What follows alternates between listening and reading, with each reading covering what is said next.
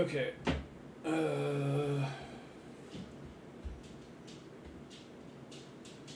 Maybe we're good? Possibly?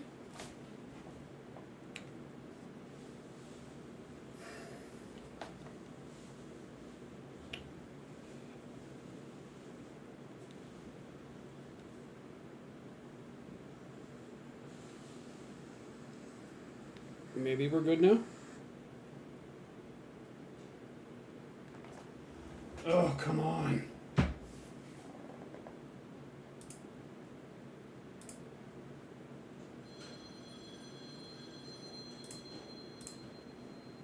Come on.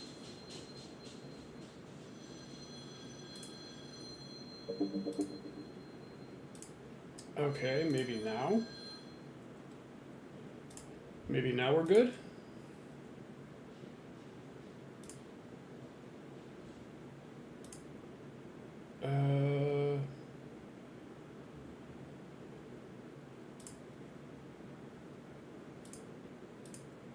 Okay, let's see if we're good now.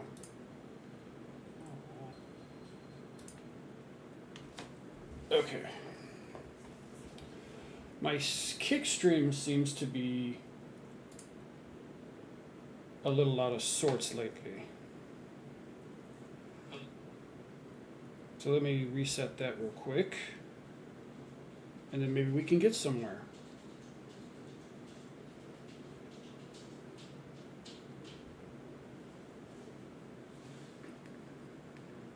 Okay, maybe we're good now? I hope. Alright, sweet. Seems like we are. Okay. So, yeah. Sorry about all of that.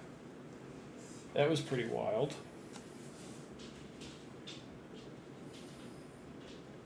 Oh, throat's gone dry.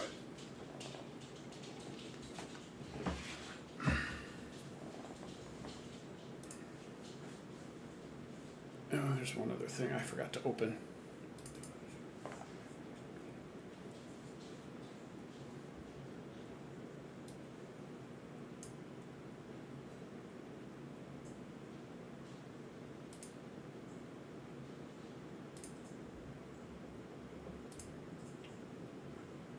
Okay.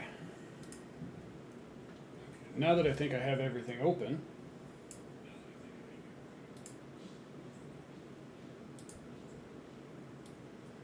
how's everybody's week so far?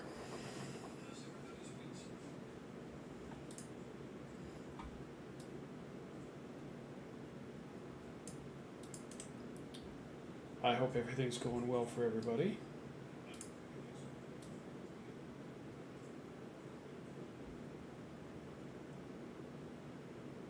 Yeah, you guys can see the tabs, I don't care.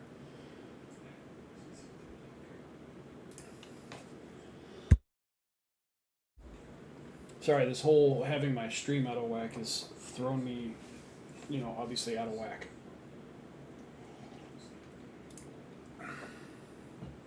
But I am glad to see y'all here. Alright.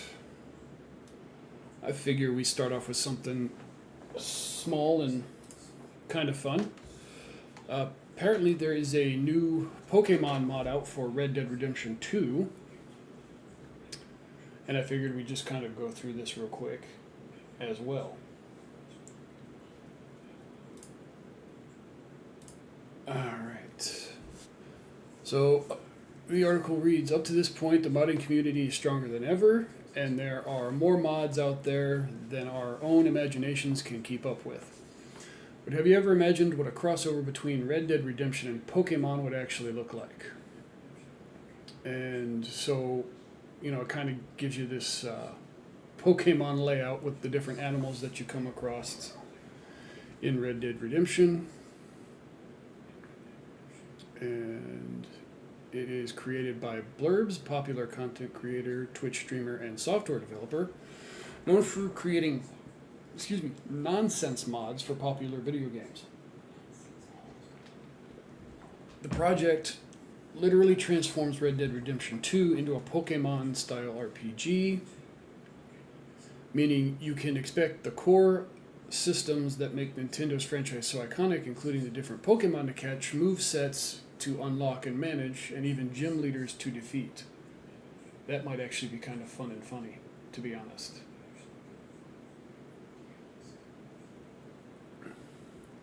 The modder shared the unusual concept in a YouTube video showing Arthur Morgan exploring the Wild West in search of animals to capture with a period-appropriate Pokeball. And he can even name his catches and battle his way through the entire Van der Linde gang. And the mod adds the classic battle HUD from the Pokemon franchise to encounters with wild animals and other quote-unquote trainers, which makes the whole thing look ridiculous. Alright, so we'll catch this video here in a second. We'll just go through the rest of this article.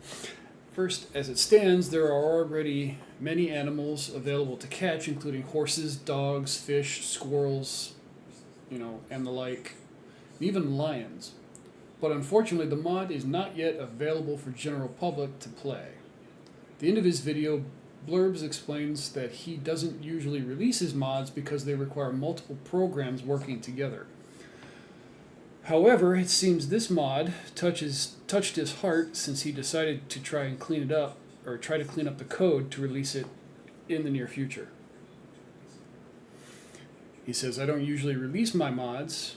I make because they are a chaotic mess and involve multiple programs working together, and this one is no different." He explains in the video, "Regardless, I'm going to try to release this one. It'll take some time to clean up the code, but this specifically works in tandem with streaming software, so technically you can play it without streaming. You just have to have OBS installed." Alright, let's check out this video here. Oh, I have to confirm I'm not a bot. But I'm not. Whatever. So I can't watch the video for some reason. Alright. So that was one of the minor things.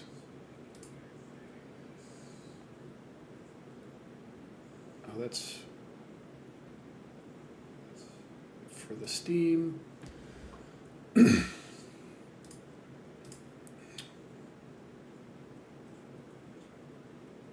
This belongs over here. Sorry, my tabs are all a mess, and I haven't had really a whole lot of time to clean things up before I started. Alright. So we'll start here. We'll give you guys a bit of a 360 update. And Microsoft announcing their Game Pass for February for their first wave.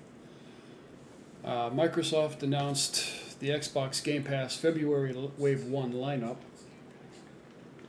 which includes big hitters such as High on Life 2, Madden NFL 26, and Avatar Frontiers of Pandora.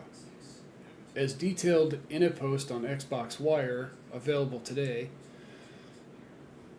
February 3rd, so this article is about 3 days old, are Final Fantasy II, and that comes out on the cloud, the Series X, and PC. And Like a Dragon, a pirate Yakuza in Hawaii, cloud, console, handheld, and PC. Both across Game Pass Ultimate, Premium, and PC Game Pass. February 5th, you'll see Madden NFL 26, and Paw Patrol Rescue Wheels Championship. And then later on this month, on the 10th, Reloaded. And then on the 12th, we have Blaze Blue Entropy Effect X, Roadside Research, and Star Sand Island, all hitting Game Pass Ultimate and PC Game Pass. So Star Sand Island is actually a new release this year as well. And then on the 13th, High on Life 2, which launched launches day one on Game Pass, and then Kingdom Come Deliverance, and then the last first half of the month, on the 17th, you have Avatar Frontiers of Pandora. Avowed is also coming out on the Game Pass as well.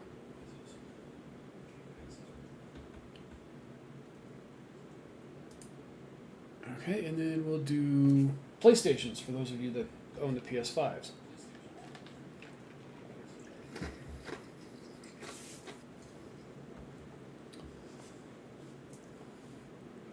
Alright. Let's see here. Starting on the 3rd, you have Undisputed, Subnautica Below Zero, Ultros, and Ace Combat 7, Skies Unknown.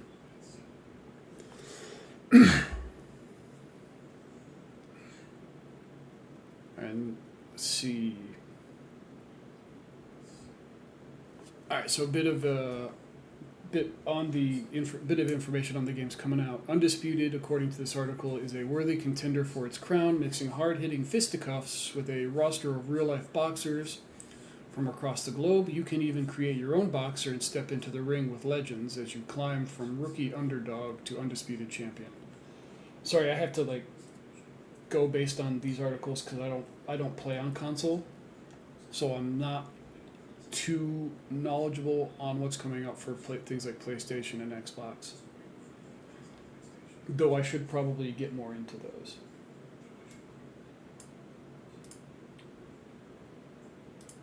Alrighty. And for Subnautica, it's set in the Arctic region of planet 4546b. Subnautica challenges you to survive in frigid environments teeming with deadly creatures along the way. You can build habitats, scavenge for resources, and craft equipment in your quest to chart the depths and find your missing sister. If the deep blue doesn't appeal to you, you can always take to the skies and Ace Combat 7. As an elite fighter pilot on a peacekeeping mission, you can expect intense dogfights and an arsenal of cutting-edge weapons to give you an advantage. Finally, Ultros is a brilliant blend of roguelite and Metroidvania ideas, featuring an eccentric art style from the legendary artist El Huervo. I honestly, I don't know how you pronounce that, if I'm even pronouncing it properly. The game is full of engaging exploration and rewarding progression that will keep you entertained for many hours.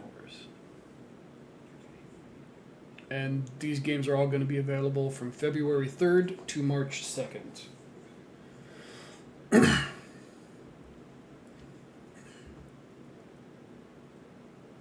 Okay. And that pretty much gets us through all of our lower things. Okay.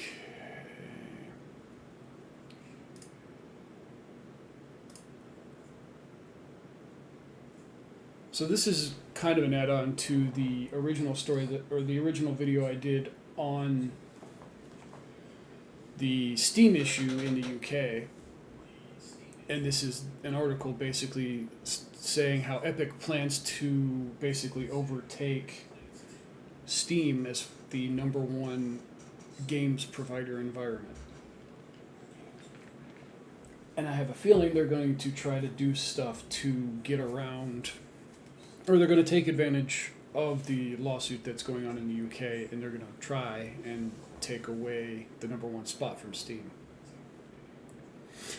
Epic launched its Epic Games Store back in 2018 in aggressive fashion, paying out millions of dollars to secure exclusives in a bid to steer PC gamers away from Valve's all-encompassing Steam.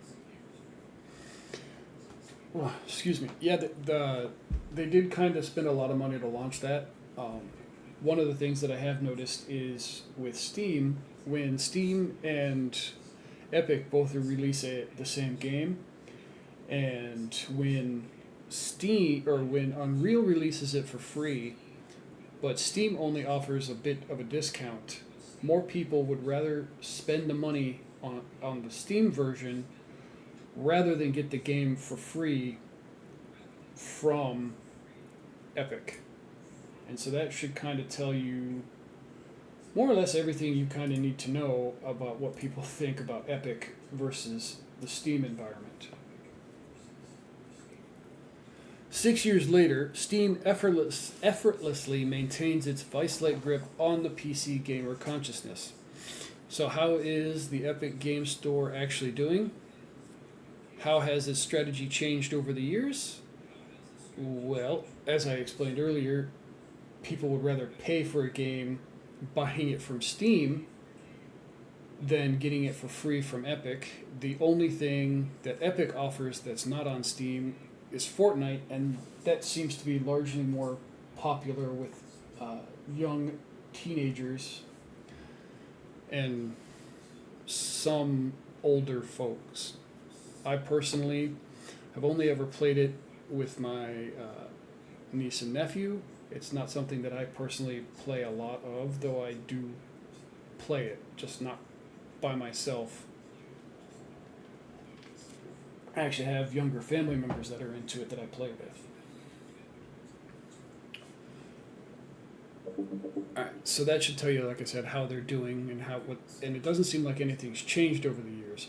Can it ever topple Valve when it comes to PC gaming market share? Are Epic Games Store exclusives actually dead?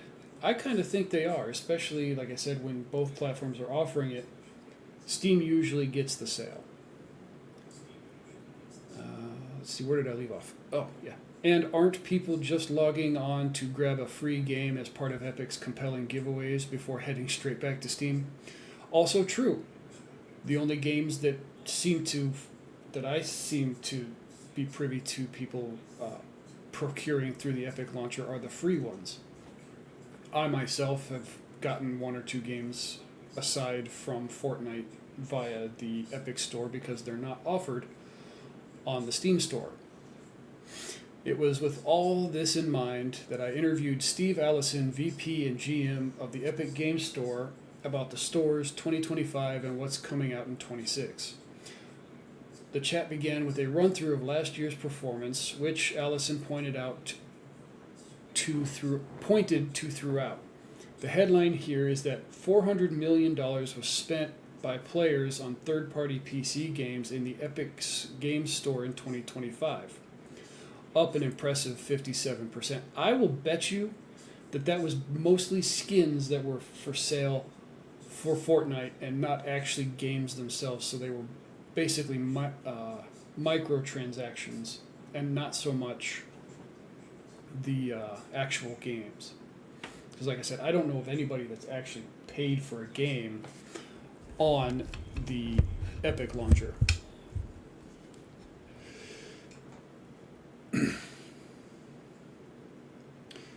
This figure was down about 18% last year, which Allison said means 2025 saw a profound and positive change in total.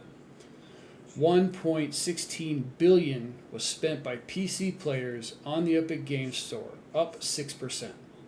The Epic Games Store hit a 78 million monthly average users in December 2025, and all of them playing Fortnite and the other various free games that they can't get on Steam. But the 67 million average MAU is down 1%, and the 31 million average DAU is down 2%. Sorry, I'm repositioning my microphone. Allison said Epic had noticed something happened on Steam when it gave away for free, as you'd expect, concurrent user numbers rise for a game on the Epic Games Store when it's part of a free giveaway. Over 77% of the 100 games given away for free last year set an all-time peak concurrent users record on the Epic Games Store on PC. But the giveaways also cause a concurrent player spike for the game on Steam of around 40%.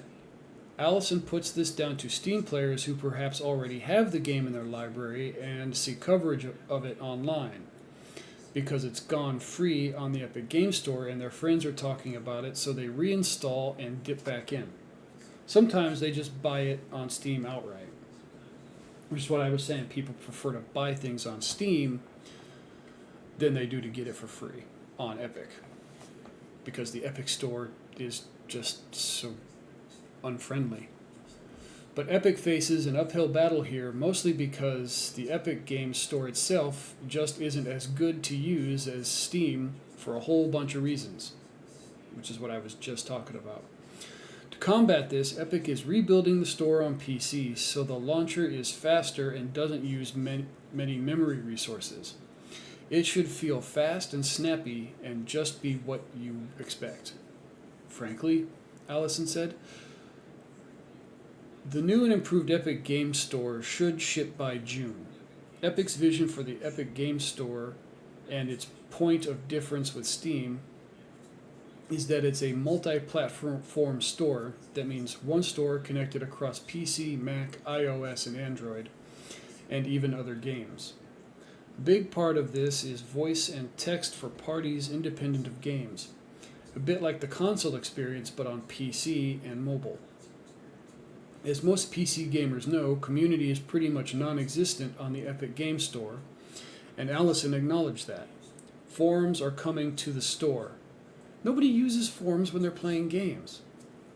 I mean, that's a great place to look for reviews, but that's not where you're gonna get like your sense of community, realistically. Forums that are coming to the store which sound basic, but has been in the works for some time. Expect Epic to make some noise about forums in the next few weeks. They can make all the noise they want. I don't think it's actually going to matter a whole heck of a lot, to be honest. Excuse me.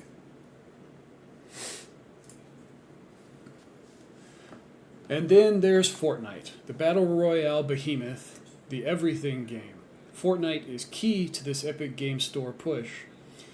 It plans to use Fortnite to convince PC gamers to get their games from the Epic Game Store rather than Steam.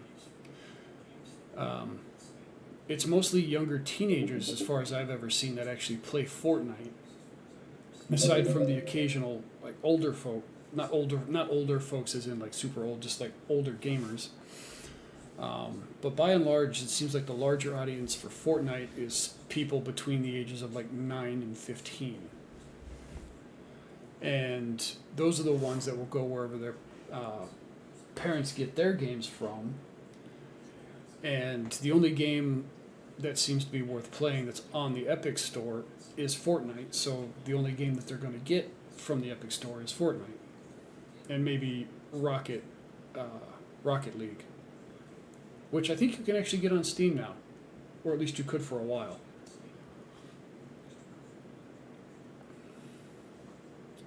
To do that, it will tap into the marketing power of Fortnite, offering a Fortnite gift, a Fortnite cosmetic, along with a matching character avatar for their Epic account profile, with a purchase of a game.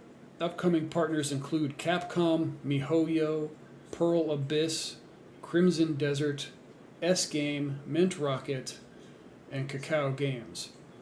As the first to participate, Allison expects this to have a significant impact on sales.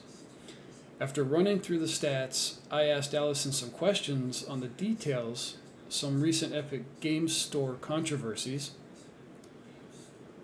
and about the master plan. And this is just their Q&A back and forth. But let's get to the punchline.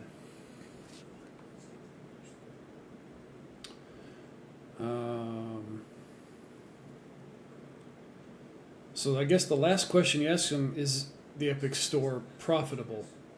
First party, very profitable. First party plus a third party, if you credit the store 12% of first party's revenue, like it was a customer on the store, slightly. So kind of, I guess a little. So I don't see this particular thing working out for Epic the way that they expect it to.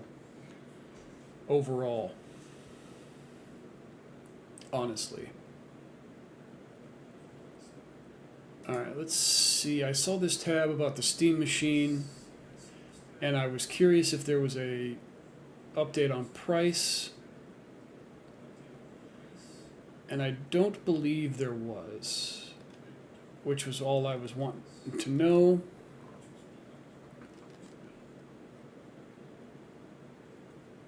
So it looks like there was a bit of a leak, that it looks like it'll sell between $950 and $1,100 ish,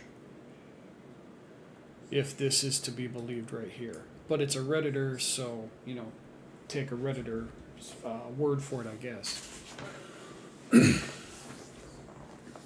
All right.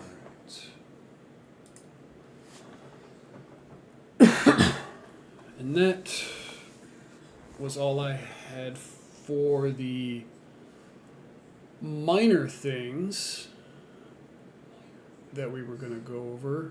The next bit is going to be Nintendo related and some of the stuff that they're going to be releasing.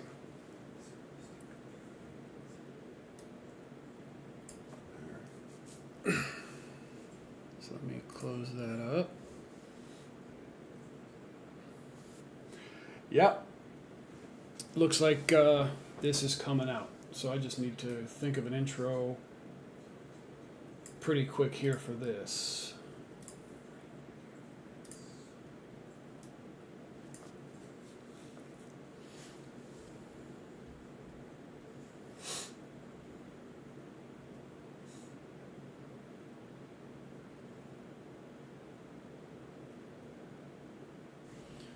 And make sure, okay, so that's another one about that. And then here's the alternative. Okay.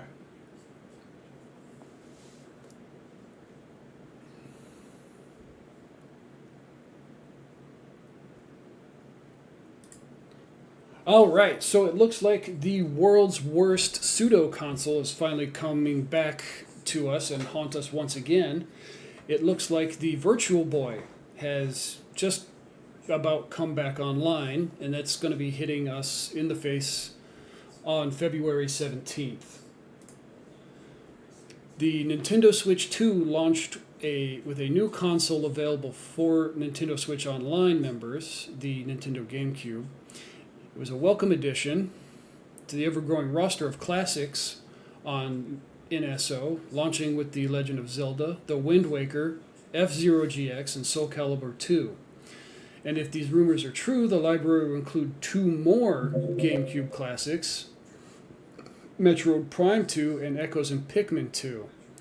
And that's not the only console that's going to be coming out to the Nintendo Switch Online environment.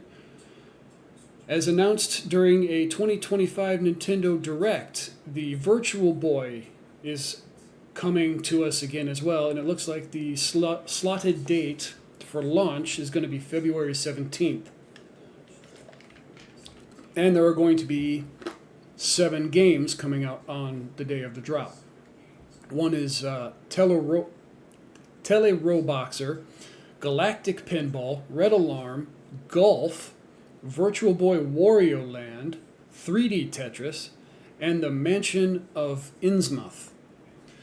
And they're saying that the Virtual Boy is a fun addition, and if anybody that is my age remembers the original Virtual Boy, this is not what it looked like. It looked way worse than this. But it was still just as red and not even remotely virtual. It was a whole bunch of red lines, and it was painful, and it would crush your face. The other games that Nintendo is releasing for Virtual Boy is Mario Clash, Mario Tennis, Jack Bros, Space Invaders, Virtual Collection, Virtual Bowling, Virtual Force, V-Tetris, Zero Racers, and D-Hopper.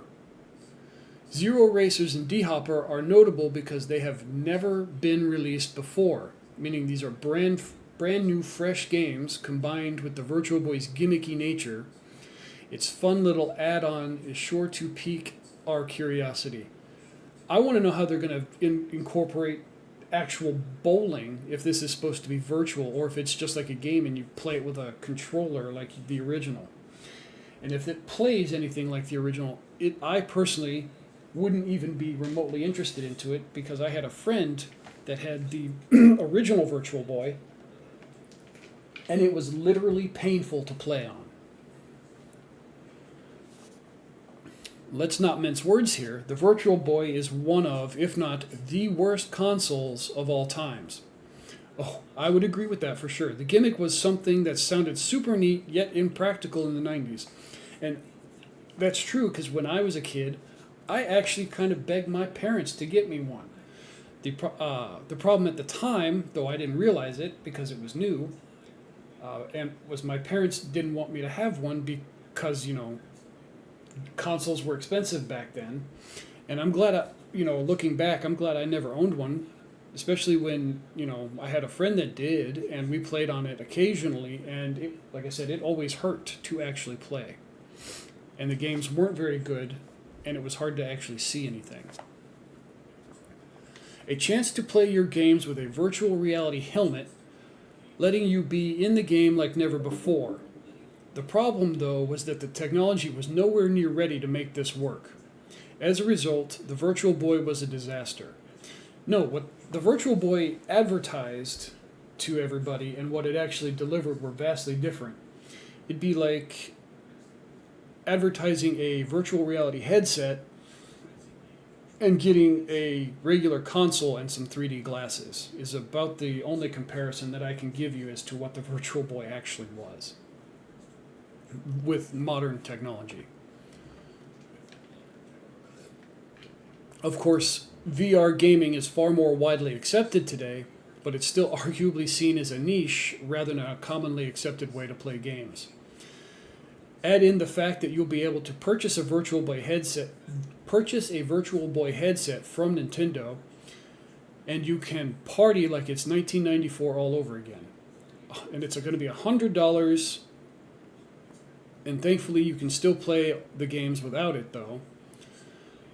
And honestly, if it's going to be a lot like the same way it used to be, I would still prefer to play the games the traditional way.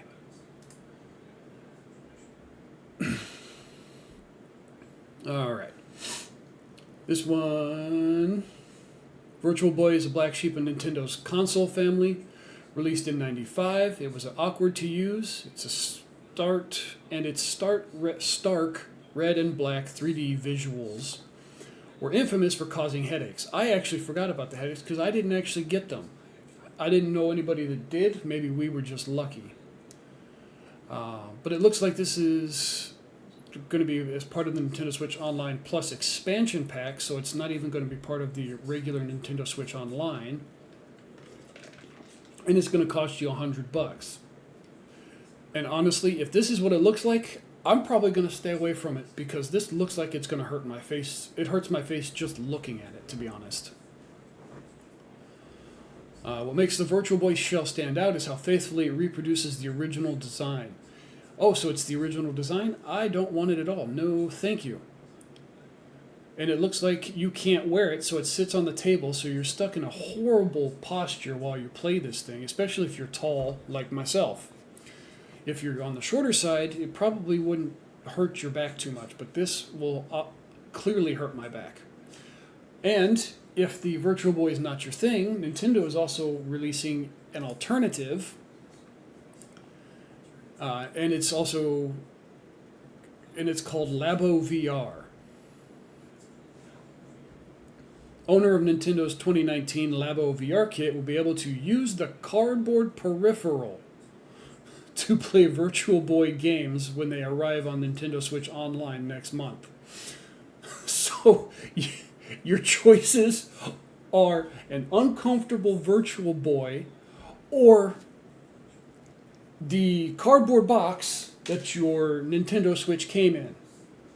Honestly, the Nintendo Switch cardboard box would probably be more comfortable for what it's worth. According to a Nintendo Treehouse staff member who confirmed the functionality with GamesBeat, according to the person, the functionality wasn't previously disclosed in marketing materials because Nintendo no longer sells the Labo VR kit. Virtual Boy games are set to launch on the 17th for Nintendo Switch Online Plus. Previously, it was stated that users would need to purchase either the $100 Virtual Boy accessory or a $25 cardboard model in order to play the games.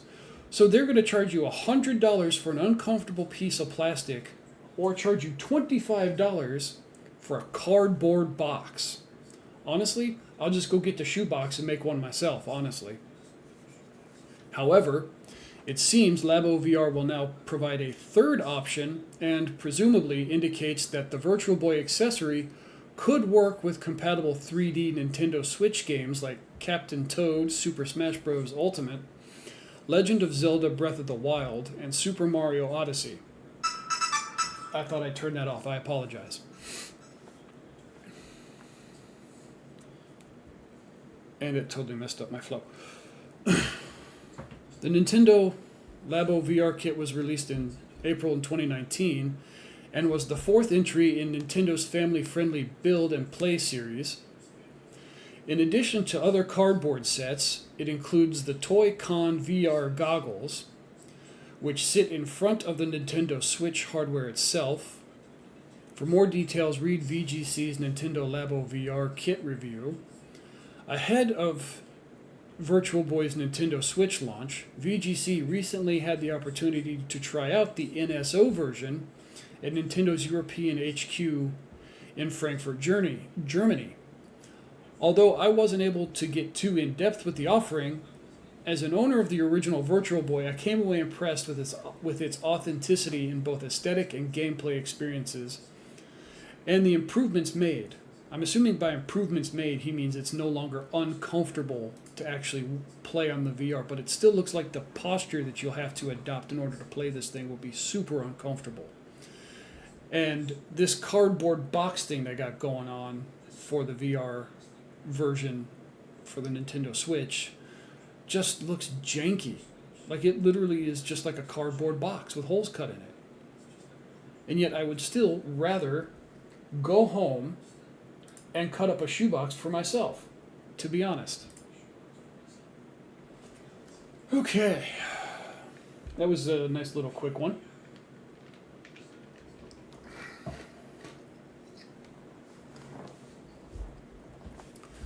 One second, I gotta turn my fan down because it sounds like it's too loud.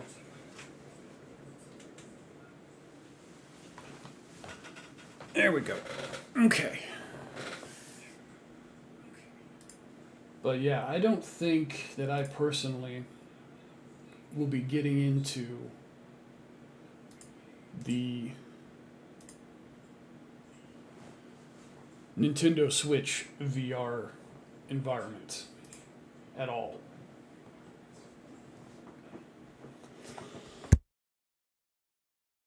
Excuse me.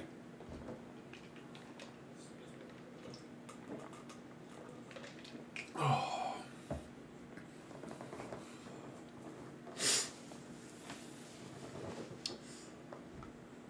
Okay, what do we do next?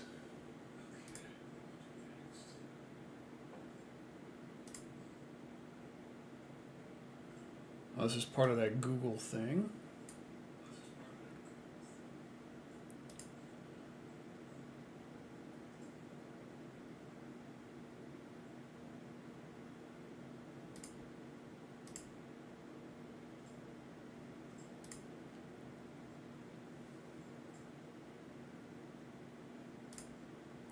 I think these are all. Wait, are these? I think these are all part of the Google or related to it. So I've got a huge Google story here, and I'm wondering if we're going to have enough time because I've got 1, 2, 3, 4.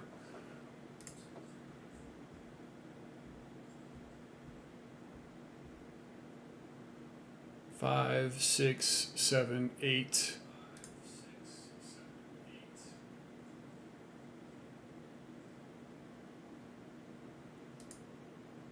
All right, yeah. So there's actually a couple more that I actually forgot to go over.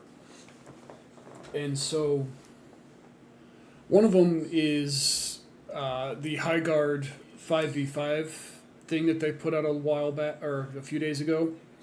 And I know initially it was slated to just be a temporary thing, but it seems like more people preferred it to the point where they actually decided to make it a permanent mode, which honestly, given from what I had mentioned previously about the game itself,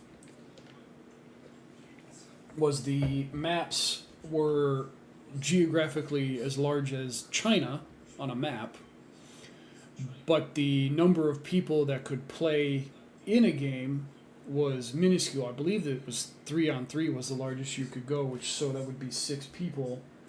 And in a humongous map setting, that's just not ideal.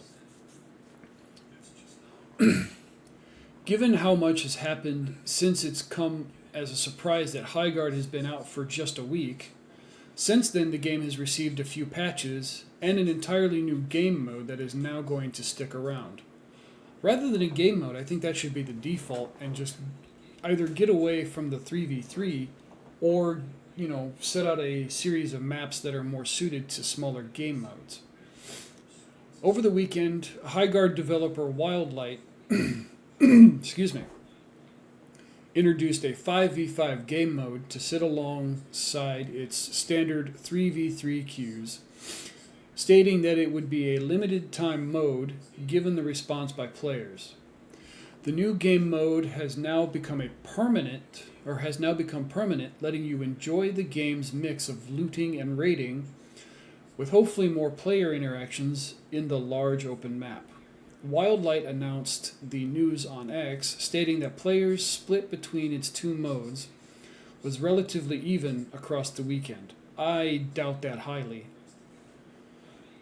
Although, if you have such a small player base after, the initial weekend, I suppose it's not entirely impossible because, you still have people that want to give it a chance. And I feel that, the larger 3v3 maps are good for learning the controls and getting your bearings. But if you actually want to play at any kind of a level, that's not the way to do it. The addition of 2 more players on each team has been a favorable change to some players, with the game even emerging from its negative review status on Steam up to mixed over the weekend. Yeah, but the damage is already done. Just because you have some people that change their initial rating or adding extra ratings doesn't mean that people are going to come back to it, because you've already ruined your reputation with the initial gamers.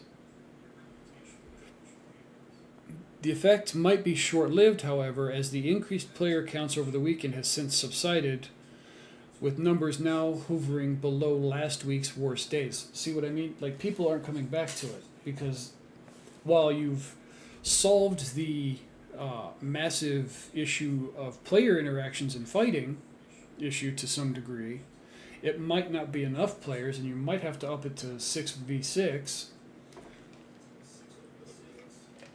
And there are other issues with the game beyond the lack of the number of players in a map. And I know they added some extra things to the maps, and if those are going to remain as a temporary fixture, that might be part of why people stopped playing it if they took away those changes. Wildlight has stated that player numbers aren't important to Highguard's success, and the studio seems adamant to stick to its first year of content updates that it's already mapped out. So player numbers aren't important to success for a video game. That doesn't seem like something that a video game developer would say.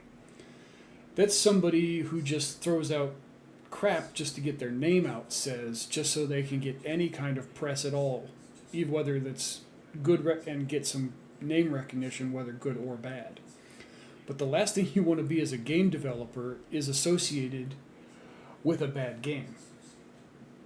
So I don't think that this is a good strategy for them to follow, honestly. I think they need to go back and actually care what people are saying about their game, and not just, going based off of feelings and vibes. But it's also clear that the studio is keenly aware of critical feedback and eager to respond, given how quickly this new game mode came together. So then they do actually care. If they didn't care, they wouldn't have changed the maps or added a game mode. Perhaps that horse racing mode isn't as far away as you think. Oh boy.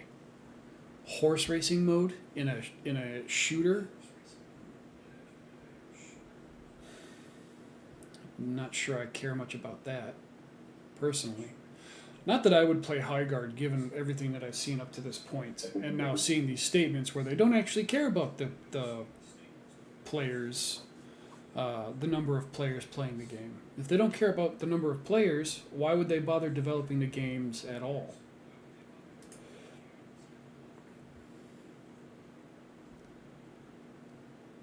Okay, and this was another one I brought up earlier, and this is about Star Sand Island. This one seems like it might actually be somewhat decent for what it is, from everything that I've read about it. Oh. Excuse me, my throat's getting crazy dry. The most talking I do all week is when I come on here and I stream for you guys. I don't usually talk this much in real life.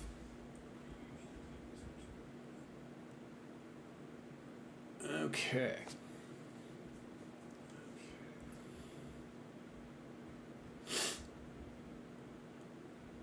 Anime-inspired life sim Star Sand Island is entering early access on Steam this week. Or this next week. The game, which is developed by Chinese studio Seed Sparkle Lab, will launch in Steam early access on Xbox Preview and on Xbox Preview on February 11th. I've seen some of the graphics for this game, and they are on par with Genshin Impact from like the gameplay stills that I've seen. So overall, the gameplay is going to be similar to that of Genshin Impact, though the maps and everything will be a bit different, and obviously the storyline as well too, because this is going to be a exploration, farm building simulator, slice of life anime kind of a thing. Studio says it will use this period to finalize the game's content and finesse the end game experience for players before its full release this summer on PS5, Xbox, and Switch 2, as well as PC. So they're going to use everybody as beta testers and just call it early access, which I'm fine with, frankly. I like that because it allows people to actually get a taste of the game before things actually go on, so people feel like they're actually getting a sneak peek, so to speak. Set on a relaxing island, far from the hustle and bustle of big city life, Star Sand Island sees the player's character return to their childhood home on a journey of personal healing. That's the game's description. Along the way, they'll master a series of skills including farming and fishing, making new friends and relationships with the islanders, and explore every part of the peaceful paradise, including mysterious ruins inhabited by incredible creatures. On foot or on a selection of vehicles, from rollerblades all the way to hoverboards, cars, and motorcycles with a sidecar. They'll also be able to build the home of their dreams down to every photo frame with Star Sand Island's intricate and extensive DIY and construction system, and invite friends to help craft their paradise together. Which, if you're into builder games, this might be kind of fun. Or if you're one of those folks that plays the Elder Scrolls games and you like, the whole house decorator add-ons, then this is probably going to be something similar. Only it seems like you can actually build the house itself, which is a bit more in depth than the Morrowind Elder Scrolls version. Once their ideal house has been built, whether that's a grand manor, mid-century bungalow, quaint cottage, or any other design they have in mind, players will be able to decorate and furnish the interior and exterior with a range of decor. While the early access version of Star Sand Island will be single player only, when the full game is released this summer, it will be accompanied by a multiplayer mode. I think that actually would be rather, cool, especially if you have people you enjoy playing games with. This might be one of those games where it's probably better to play with multiple people rather than just one person.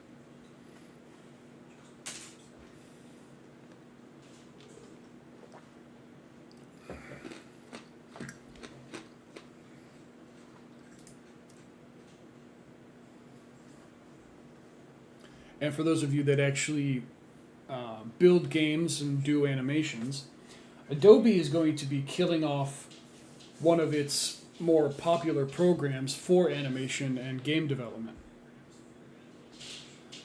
Adobe sees many of its popular programs such as Photoshop, InDesign, and Premiere used in the creation of games and other popular entertainment media. Their programs factor into many different development pipelines and are so ubiquitous as to be almost unavoidable, which is why many developers were dismayed to wake up to an email from Adobe announcing the program's discontinuation in March, or on March 1st. So this article came out in the 2nd, and I'm getting it out as soon as I stream, so I realize I'm a few days behind, so I apologize if you guys have already heard about this. The email basically reads, "We're contacting you to let you know that Adobe will be discontinuing Adobe Animate on March 1st, 2026. As an existing Animate user, you may continue to use Animate, but please note that technical support will no longer be available after March 1st, 2027. States part of the email sent to users. So they're going to stop putting it out for use in 2026, and then they're going to completely kill it in 2027. So those of you creators that actually use Adobe Animate, just be aware, in 2 years you will have absolutely zero access to the application. This email suggests alternative Adobe programs for certain functionality, and also notes that access to your Animate files and project data will end on March 1st. So you won't even have access to your projects, the files you create, after March 1st in 27. Animate, a successor to the once popular Flash software, is used for a variety of graphic creation and animation functions. It can also be used to create games in HTML5. It remains a popular tool for animators and developers of all sizes. No official reason has been given by Adobe for the software's discontinuation. My guess is they're probably going to be rolling out a different version of a product that does this, or a different product that does the same thing, honestly. So while they're discontinuing it, I would suspect that in March of 2027, or somewhere in 2027, they're probably going to release a new product. And if they don't, that is a huge loss.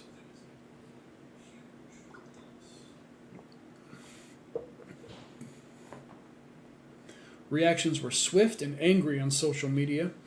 Adobe discontinuing Animate out of the blue is nuts, writes an artist and animator, Julia Glassman, on Blue Sky.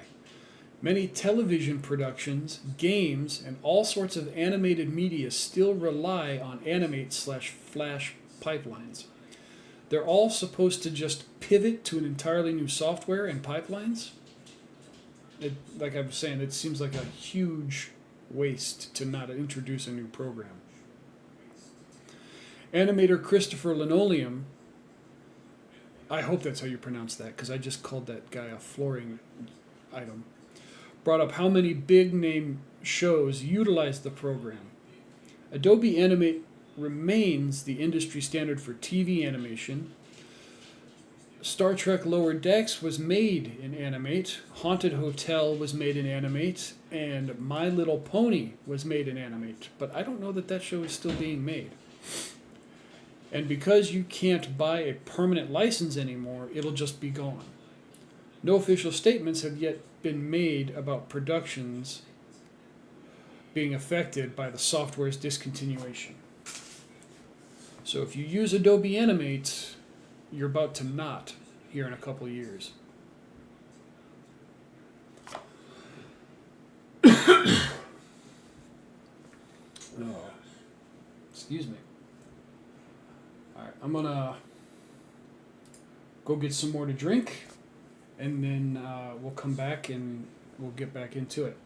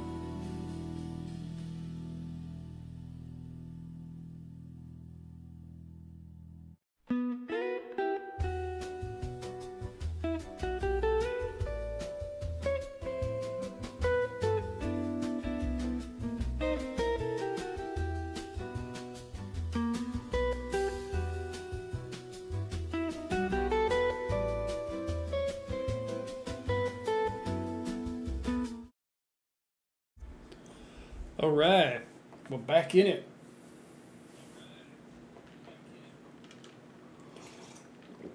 All right. Okay, so the next one we're going to do is going to be a follow up to, well, not so much a follow up, but more of like a second Ubisoft story, kind of like a episode 2, if you will. Oops, there we go.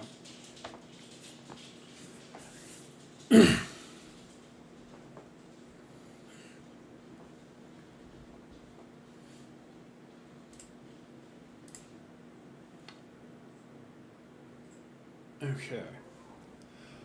So yeah, this is going to be a essentially an episode 2 to my previous Ubisoft video.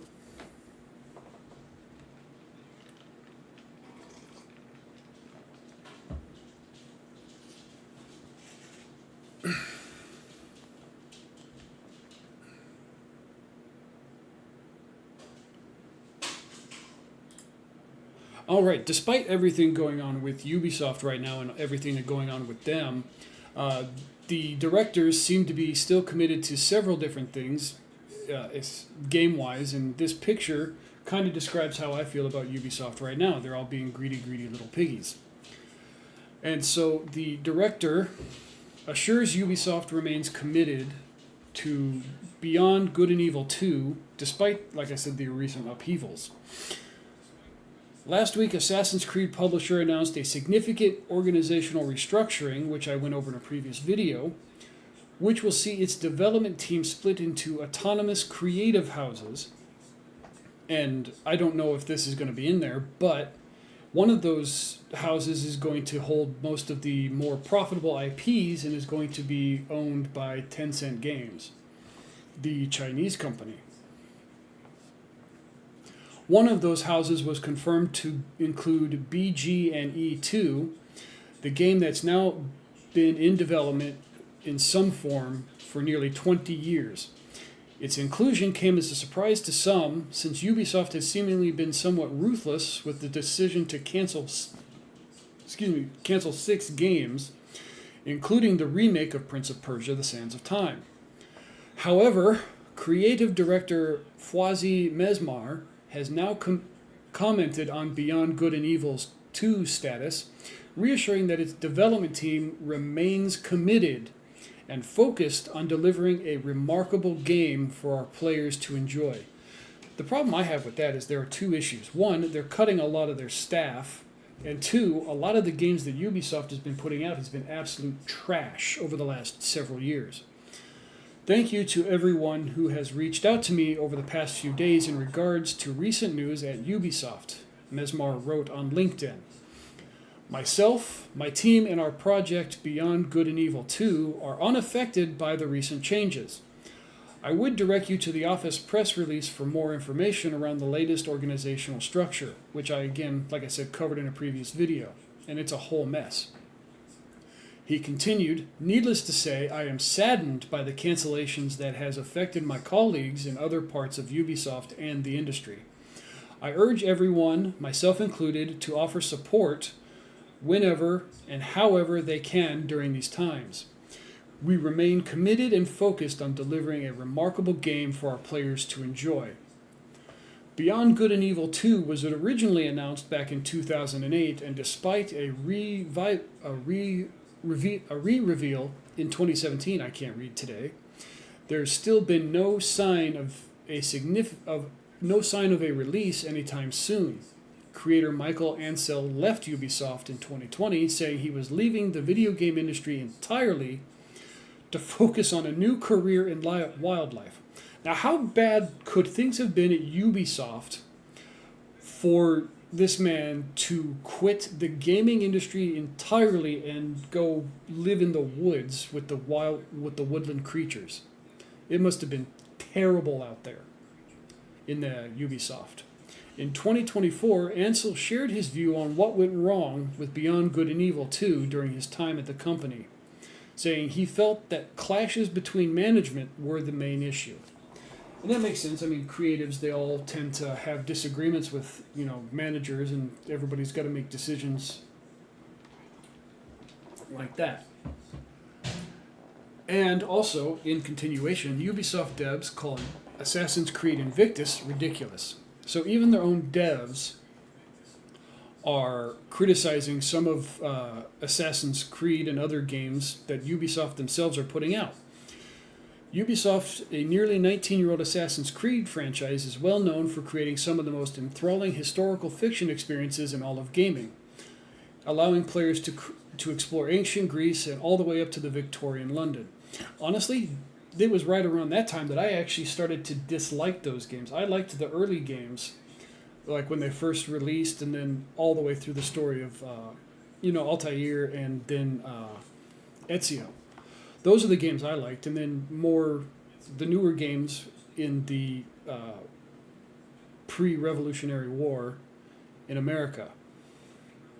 Those were the ones that I preferred, like Black Flag. Actually, Black Flag is probably my most favorite of all of the Assassin's Creed games in their entirety. I played the one in ancient Greece, and I didn't care for it. And that's when I realized that the Assassin's Creed franchise has gotten completely ridiculous. Assassin's Creed Unity is so far the last time multiplayer was available in a mainline AC title, having 4 clones of Arno Dorian take out targets and complete heists. But rumors and leaks have suggested that Ubisoft is working on a new Assassin's Creed game dedicated solely to multiplayer called Codename Invictus. However, recent alleged remarks from an anonymous Ubisoft developer have portrayed the upcoming multiplayer title in an unappealing light, with only managers and higher-ups seeing any value in the product. When your own people working on a game realize that the game they're putting out has become complete and total slop, you know that what you're doing is not working, and the reorganization that you've pushed for needs some more reworking. Assassin's Creed Invictus was first revealed to the public in 2022, following an interview with Vice President and Executive Producer for Assassin's Creed, Mark Alexis Cote, but rumors and supposed leaks quickly came forward suggesting that Invictus would be tied with an Assassin's Creed Infinity, now known as the Animus Hub. Rumors continued suggesting that Invictus would allow players to embody multiple protagonists throughout the series, from Ezio to Cassandra, in 16-player PvP Battle Royale-like matches, and these rumors were seemingly supported by multiple AC voice actors teasing their return in unknown projects in 2025.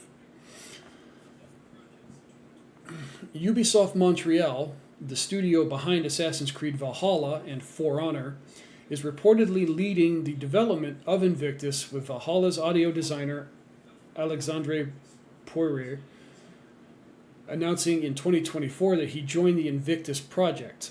No official information about Invictus has ever been revealed, but according to French YouTuber Jonathan, an anonymous Ubisoft developer told him that Invictus will play similarly to Fall Guys, and that the most developers working on it dislike the game.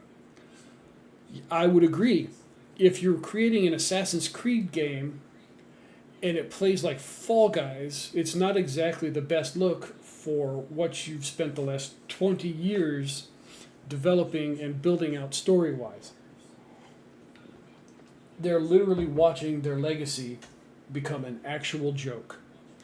And I don't think that that's anything they wanted, so no wonder the developers are pushing back against it. I would too. And honestly, I've all but lost faith in Ubisoft, and I don't know that I would ever buy another game that they put out, regardless of what it is, just based on everything that I've seen them doing over the recent years. I don't know a single colleague who likes Invictus, said the anonymous Ubisoft developer. Only the managers will probably keep smiling and singing the praises of the project. It's awful, ridiculous animations, hideous and cartoonish characters, their faces are just as awful, idiotic sound and visual effects, combat arenas. The concept is just plain dismaying. And that kind of speaks to what I was saying before. They were literally watching their legacy become a joke. They were like awesome games. They were immersive. And now literally they're going to be dysmorphic blobs running across the screen with weird physics and falling off of ledges, I guess. Jonathan later clarified on X, formerly Twitter, that Invictus currently looks more similar to Fortnite than traditional AC games and is scheduled to launch in 2027. Though that release window may be subject to change following Ubisoft's delay and cancellation of multiple titles earlier this year. Not just cancellation of multiple titles and delays, they're also reorganizing their organizational management structure to several houses, so who knows which house is going to get this, because clearly it won't be their RPG division. It'll probably be their mobile games division, because they just admitted it plays like Fortnite, which I would say is possibly worse than Fall Guys, because Fall Guys is at least comedic. Fortnite is just irritating, and it's so random, and none of what would make what made Assassin's Creed truly great, actually is coming into this new game, and I think this will probably be one of the biggest nails in Ubisoft's coffin that they've recently started building with all of their failures and reorganizations and restructurings. That's only going to get worse over time. I think with everything that's happened recently, before this announcement, was the beginning of their fall. And this, if it gets developed and released in this particular format, people, they're like I announced, or like I predicted in my last video, they'll probably have to close their doors forever within the next year. And I don't mean by the end of this year, I mean like 12 months from now, kind of a thing. So I'm guessing between 12 and 18 months from now, Ubisoft will be either completely closed down or on the way out entirely by at least this time next year. And it's so bad that veterans are criticizing the management, and they're getting laid off and fired. So here's a veteran who says he was suspended for criticizing the return to office policy. Now, while I don't agree with keeping people working from home, I think they should be in the office where they can focus, free from the distractions of their house, allowing them to focus directly and on their projects that they're currently working on. Assassin's Creed Shadows developer, oh boy, has claimed that Ubisoft suspended him after he spoke out against the company's recent return to office policy. Are we sure they didn't lay you off because you helped release a crappy game? That's my bet. It has nothing to do with your criticizing the return to office. I'm pretty sure it's because you released a crappy game and they weren't happy with their return on investment. Level designer and 13-year veteran of Ubisoft Montreal, David Michaud-Champ, made the claim on his LinkedIn page that Ubisoft placed him on a 3-day unpaid disciplinary suspension, which was put to him as being related to public comments I expressed regarding the company's return to office policy and based on an alleged breach of duty of loyalty. Now, do I think he should have gotten a suspension? Probably not. But on the other hand, working in the office is what he should have been doing in the first place, because that is what the office is for working. And COVID is long over at this point, so in the office they need to be anyway. Unless he's one of those people who works from a different country and remote work is all he can do.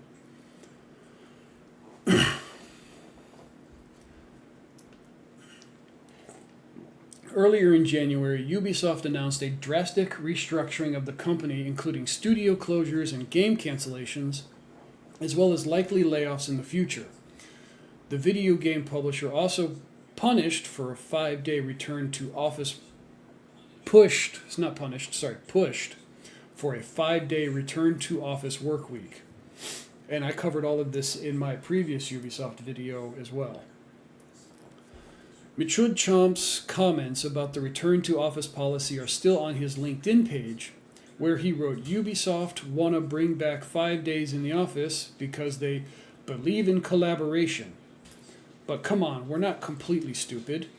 We very well know why you want us to go back to 5 days in the office. Yes, because they want you to actually work and not goof off at home, which I'm sure fair people are apt to do outside of being distracted by their home life responsibilities that they're still expected to do because they're at home and not in the office. And I think being in the office, forced to focus on your work, will lead to less distractions and better game quality outside of the horrible decisions that the management is actually making. He followed that statement with a link to YouTuber Damon Cassidy's video about the subject, which goes on at length about why return to office mandates are more about propping up office real estate prices and reestablishing direct oversight rather than done in the spirit of collaboration. Well, yeah, you need to oversee your people, make sure they're actually doing their work. So, of course, it's about oversight. Nobody's, naive about that. This comes at a time when Ubisoft workers are reportedly feeling anger and despair over the company's new directives. 5 Ubisoft unions have called for a strike in February and issued the following statement. We are not fooled. Rather than taking responsibility for layoff, they prefer to push us out by make our working conditions unbearable, the statement reads. How is working in the office unbearable? It's literally what you were doing pre-COVID. So I don't see how that's unbearable. That is going back to standard. Y'all have been just coddled and spoiled up to this point, frankly. But don't get me wrong, the statement or the things that Ubisoft has done outside of that have been outstandingly horrendous and despicable. But this is probably the one thing that I'll agree with Ubisoft on, honestly. It's outrageous. Our colleagues carry on, hold fast, endure out of solidarity, out of love for the industry, and out of passion. But enough is enough. It is because we loved Ubisoft that this situation revolts us. Honestly, what should be revolting you is the crap games that you guys have been pushing out, not your work locations. And here's another one where they actually fired a dev who criticized. Oh no, this one says he was fired, but it's just a suspended. But it continues on from the previous article that I read. When reached out for comment, Ubisoft shares the following statement. Sharing feedback or opinions respectfully does not lead to a dismissal. We have clear code of conduct that outlines our shared expectations for working together safely and respectfully, which employees review and sign every year. When that is breached, our established procedures apply, including an escalation of measures depending on the nature, severity, and repetition of the breach. Ubisoft recently announced a drastic restructuring of the company, including studio closures, game cancellations, and layoffs, and possibly more in the future. So he was a 3-day layoff, not fired. So this article is misleading. I was excited for there to be like an update. So he signed a document that says this is going to happen if you do this. He did the thing anyway, and so he's, facing the consequences. I'm not really seeing a problem here. It was all self-inflicted. But like I said, in no way am I defending Ubisoft overall as a whole, just this one particular thing, because I believe that if you're going to work for a company, you should be working in the office. And this is, the union reps are saying that the Ubisoft CEO should resign. and this is all based on stuff that's going on with the current issues, as well as the issues covered in a previous video. The two union representatives for Ubisoft have voiced their belief that the CEO, Yves Guillemot, should resign. This comes after a wave of layoffs, project cancellations, and studio restructuring that hit the company, best known for Assassin's Creed and Far Cry. And yeah, I kind of agree, because the layoffs and cancellations are horrible, because they're laying off a whole bunch of people, reorganizing into design houses, and yet in order to look like they're making money, they're forcing the employees that they haven't fired to take on additional work in order to quote-unquote streamline everything they're doing, and to, still show profitability. And if they're working their devs kind of as hard as I suspect that, software companies might do, I kind of understand the previous guy's reticence to return to the office, 5 days a week, because, you might want a relaxing day. But on the other hand, like I said, if you're working for a company where all of the resources are in the office and you need to focus, you need to be in the office. So while I am sympathetic as to why he might want to work from home at least one day a week, I don't think that they should be. I think the overall issue is the problem with the CEO, and he needs to take responsibility. On that I agree. In January, Ubisoft announced plans to split the company into several houses dedicated to specific franchises. And internally, it's also canceled several projects like Prince of Persia, laid off developers, closed studios, and implemented a return-to-office mandate. This angered many of the developers who are planning to strike later this month. I think all of that would probably piss off a whole bunch of their developers, and the return-to-office mandate just might be the proverbial straw, to be honest. And so I kind of get it, but I don't agree with their striking just over the mandate, the return to office.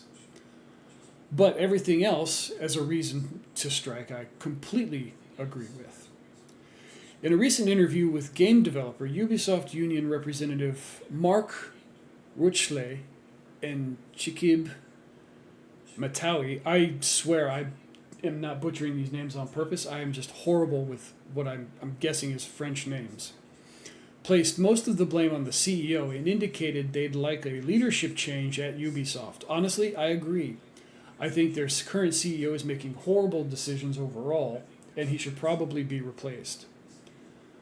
I think Guillemot should move away at this point. I think the level of hate people have for him means he should move on. Then we could build some sort of trust again, Rutlish explained. I agree, he should leave.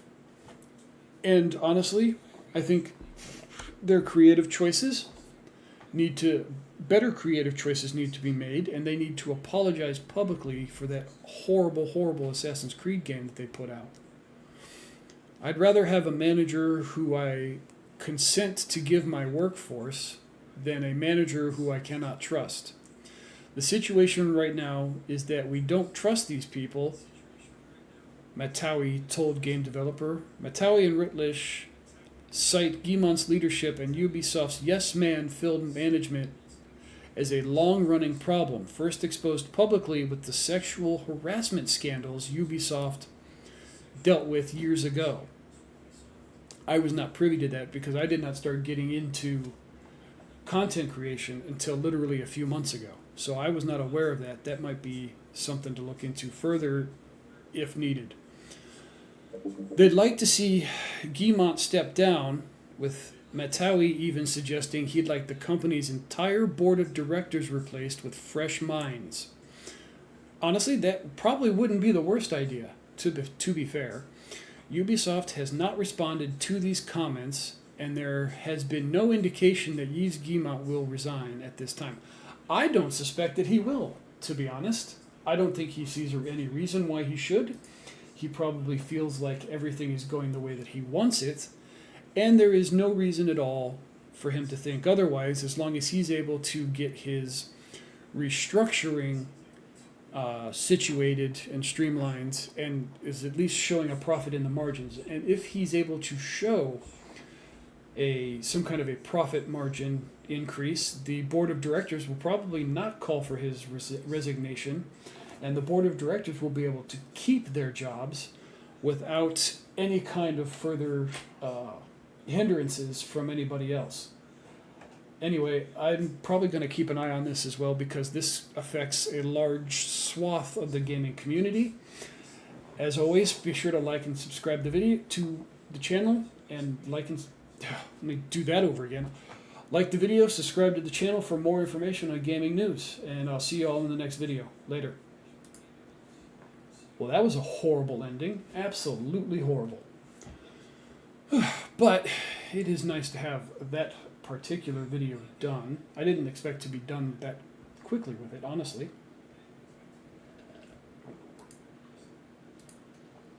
Oh, but it is awful dry right now.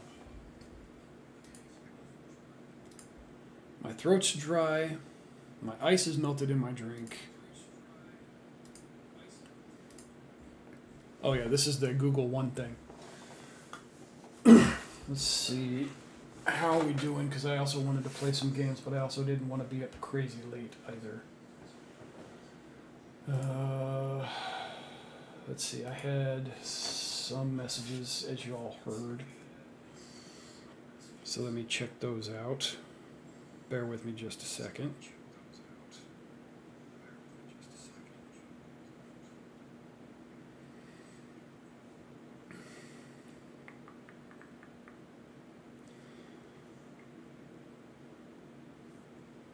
What do we got? What do we got? What do we got?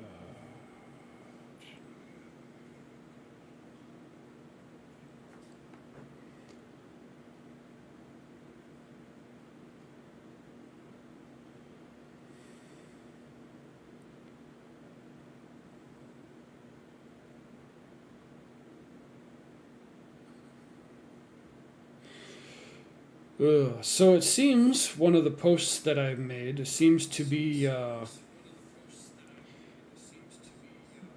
gaining a fair bit of popularity. I made a comment on, and I don't get into drama at all on my channels or in general, really, other than the occasional tweet or on X. But I posted on something that the FaZe Connect commented, and I posed the question on one of FaZe Connect's posts asking what the polymarket odds are that FaZe Connect goes out like Vishojo, because they seem to be having a fair bit of talent leaving recently, and I wanted to know what the polymarket odds are, and somebody responded there were a couple responses to it. One guy says that I'm asking the real questions, and another guy says VTuber fans need a way to bet on FaZe going bankrupt.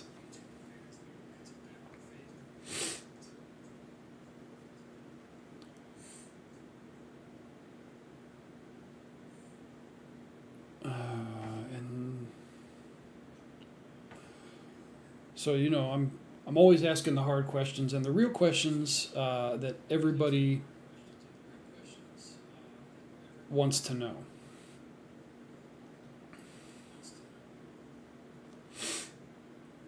Okay.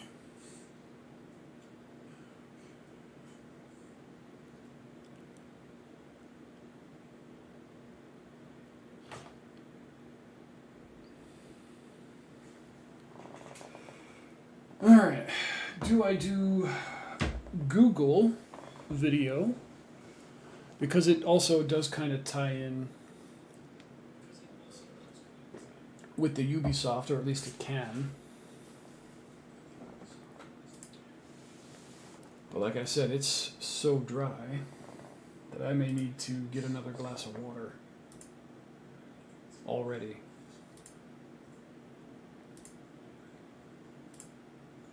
All right, yeah, I'm gonna do that. I'm gonna go get another glass of water real quick, and then I'll come back again and we'll cover this Google nonsense.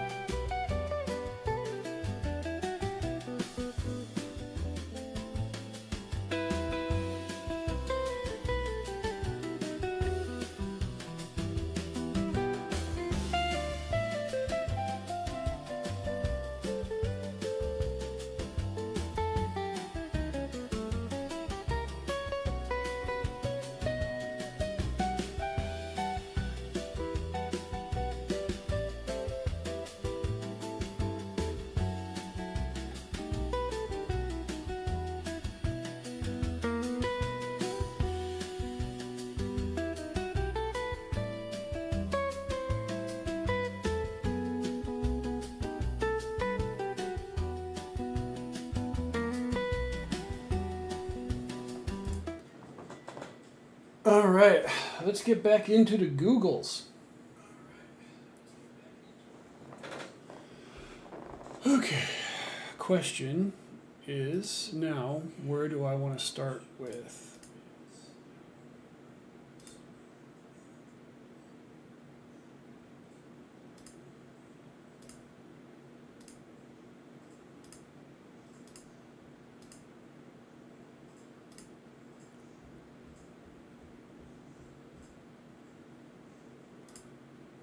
Yep, Google's going to let you create your own game. We're going to start off with this page, I think.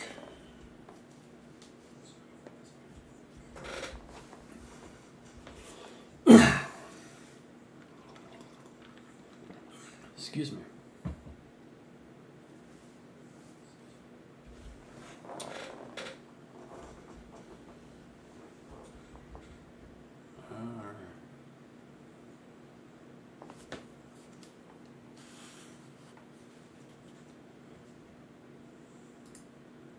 Rejoice, AI sloppers, because Google is about to give you a brand new tool. All you have to do is upgrade to AI Ultra for $124.99 a month because it's on sale for right now. Normally it's $250. What is Project Genie, you ask? Game devs should be scared out of their minds because this AI tool allows you to use AI to create your own video games. And if the Ubisoft layoffs and restructurings are anything to go by, this is probably the only way that they're going to be able to manage to maintain any kind of a profit margin going forward with all the people they're cutting off or laying off. So we're going to jump right into this. More than a quarter of devs surveyed by the GDC were laid off in the past 2 years, and half of them don't even have a new job. Execs are throwing people overboard and expecting these scuttled ghost ships to keep making them infinite money. And the only way they're going to do that is with Google's new AI, if they want to actually maintain any kind of profitability if they're laying everybody off. But let's jump into these woes real quick, and then we'll circle back around to the Google One AI tool. More than a quarter of game devs responding to a new survey said they were laid off in the past 2 years. I'm guessing most of those are probably from Ubisoft. This year's annual State of the Game Industry Survey, which is managed by the Game Developers Conference and surveys more than 2,300 games industry professionals around the world.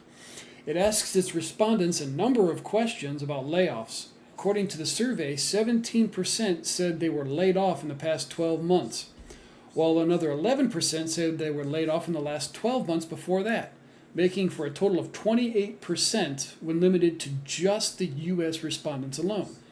That percentage, when limited to the U.S. respondents, that percentage increases to 33%. The survey also notes that the total number of layoffs could be higher than the survey suggests, as some respondents could have been laid off more than once in the last 2 years, meaning they got laid off, got a new job, and then were fired again, which is horrible, honestly. But it makes sense when you look at games like Expedition 33 that actually used AI. And if they're using AI, they don't need a whole lot of people. Of those who said they had been laid off, around 48% of them said they hadn't found a new job yet. That's 50% of the people, of the 33% of the people that were laid off in the last 2 years, have not been able to find a new job. This wasn't exclusive to those recently let go either. Of those who were laid off 1 to 2 years ago, 36% said they were still looking for a new job. Half of respondents said their current company, or at least the one they most recently worked for, conducted layoffs in the past 12 months. And while 47% said they didn't anticipate any future layoffs at their company in the next 12 months, 23% said they did, and 30% weren't even sure that they were or not. And here's here's a chart breaking down the reasons the former companies laid off their employees. 43% said budget or restructuring, that would be Ubisoft. 38% said budget cuts. Market conditions was 38%. Canceled projects, 32%. Strategic direction change, 31%. Project completion, 8%. I'm guessing those were contract folks that were there on a temporary basis. Mergers and acquisitions was 6%. Automation and AI implementation, 6%. And that'll probably go up even further, especially as we dig more into this Google project. Tariffs or rising operational costs, 4%. Can you apply tariffs to digital software that doesn't actually even have a physical copy? Other was 6%, and no reasons given was 7%. When asked why they thought the reasons were for such widespread layoffs, a number of respondents gave their own theories under anonymity. Leadership failed to see that the COVID-era boom was not permanent, and the company went on an acquisition spree before being acquired. A senior programmer in India said, "Now, money is a lot tighter because the goldfish with the money wants returns yesterday, so they can't funnel it into the current fad, which is generative AI," which we're going to talk about later with the Google plans. Executives who have never actually worked as a dev are pulling up the boards on their ships, throwing people overboard, and expecting these scuttled ghost ships to keep making them infinite money, a former designer in New York said, which is exactly what's going on with Ubisoft in the European countries. They're laying off all of their people, restructuring their organization and expecting these people that survived the layoffs to do extra work to still be able to produce profitable games. Meanwhile, the owner of an independent studio in Australia said, "We're coming up towards launch, and if sales aren't good enough, there will be layoffs." The situation also affects future developers, as seen by the responses of more than 100 educators who were also surveyed. 60% said they expected the current economic and industry climate to have an impact on how many of their students would get a job in the industry, while a further 27% said they'd already seen an impact, and only 2% didn't foresee any kind of impact at all. Those 2% are naive. "There aren't any jobs," one game design student in California responded to the survey. "Everyone's getting fired. It's effed."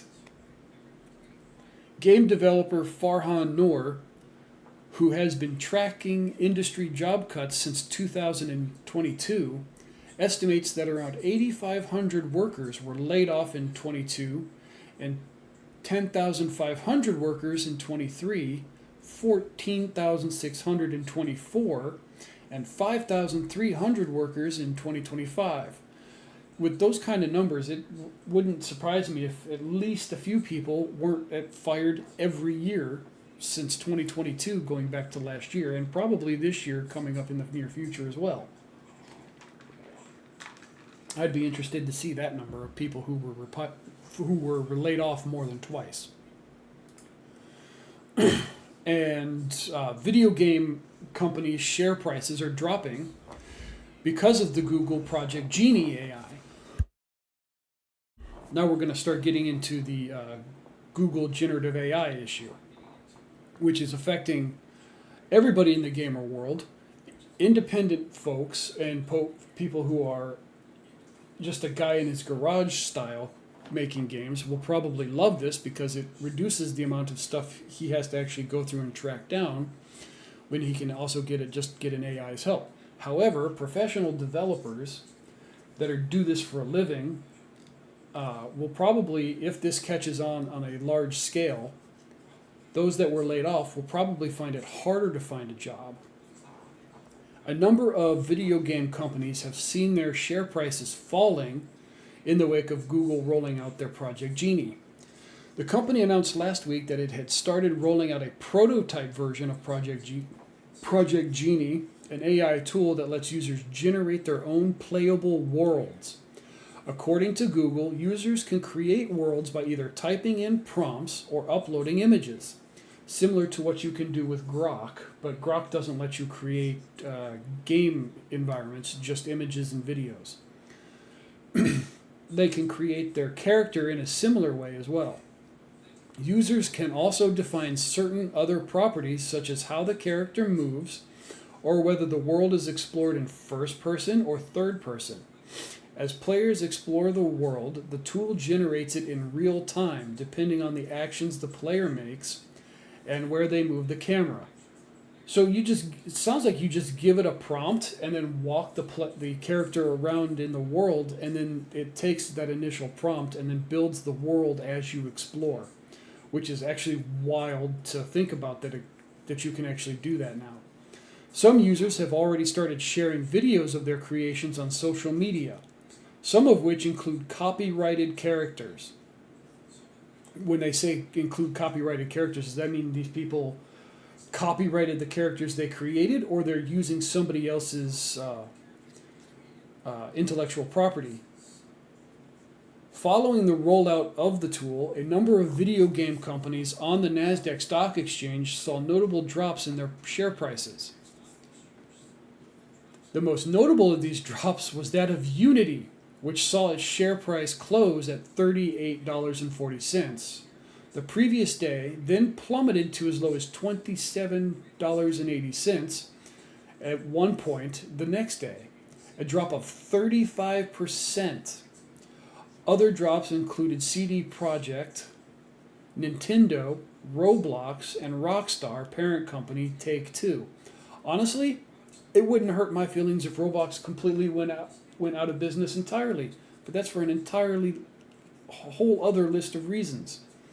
And Unity, I don't I don't know how to create games really.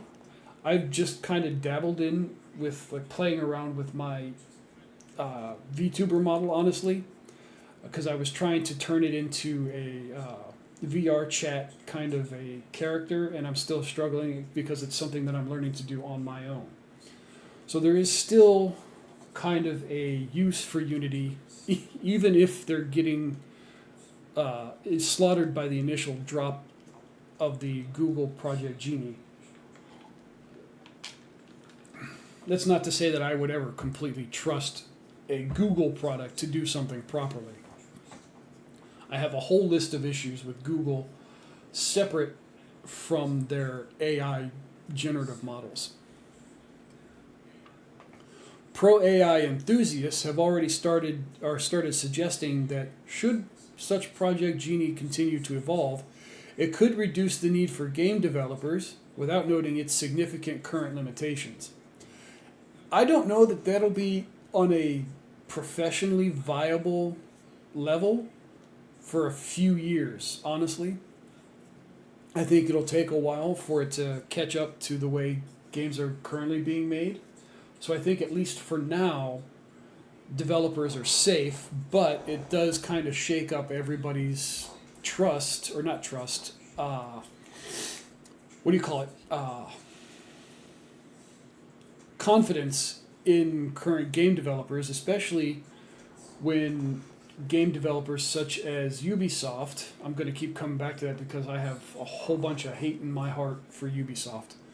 But when companies like Ubisoft are doing what they're doing, even without the invention of this AI model, I think it's almost a argument for the creation of such a tool to create games. That way people can create their own games and they don't have to worry about the bloated nonsense that companies like Ubisoft put into their games that people no longer want, or even wanted in the first place. However, William Blair, analyst Dylan Becker, told Bloomberg that these concerns were overblown. Evercore ISI analyst Robert Coolberth added that we think the moves we see in gaming stocks today largely discount the importance of creativity and social network effects in open world gaming. The numerous drops in share price across the industry appear to be an immediate reaction to those theories, as investors' initial response seemed to be that such companies could be negatively affected by Google's tech. They could be negatively affected, especially if they choose to not embrace them at all. I think if software companies want to continue growing, at some point they're going to have to embrace the monster and actually work with these generative AI tools if they expect to survive much beyond the next few years. Reacting to his company's large drop in value, Unity CEO Matthew Bromberg posted a message on X stating that the growth of such AI world model creators are a positive for the industry, and that Unity will actually be making use of them rather than competing against them. This is what I was talking about. This man is a forward thinker.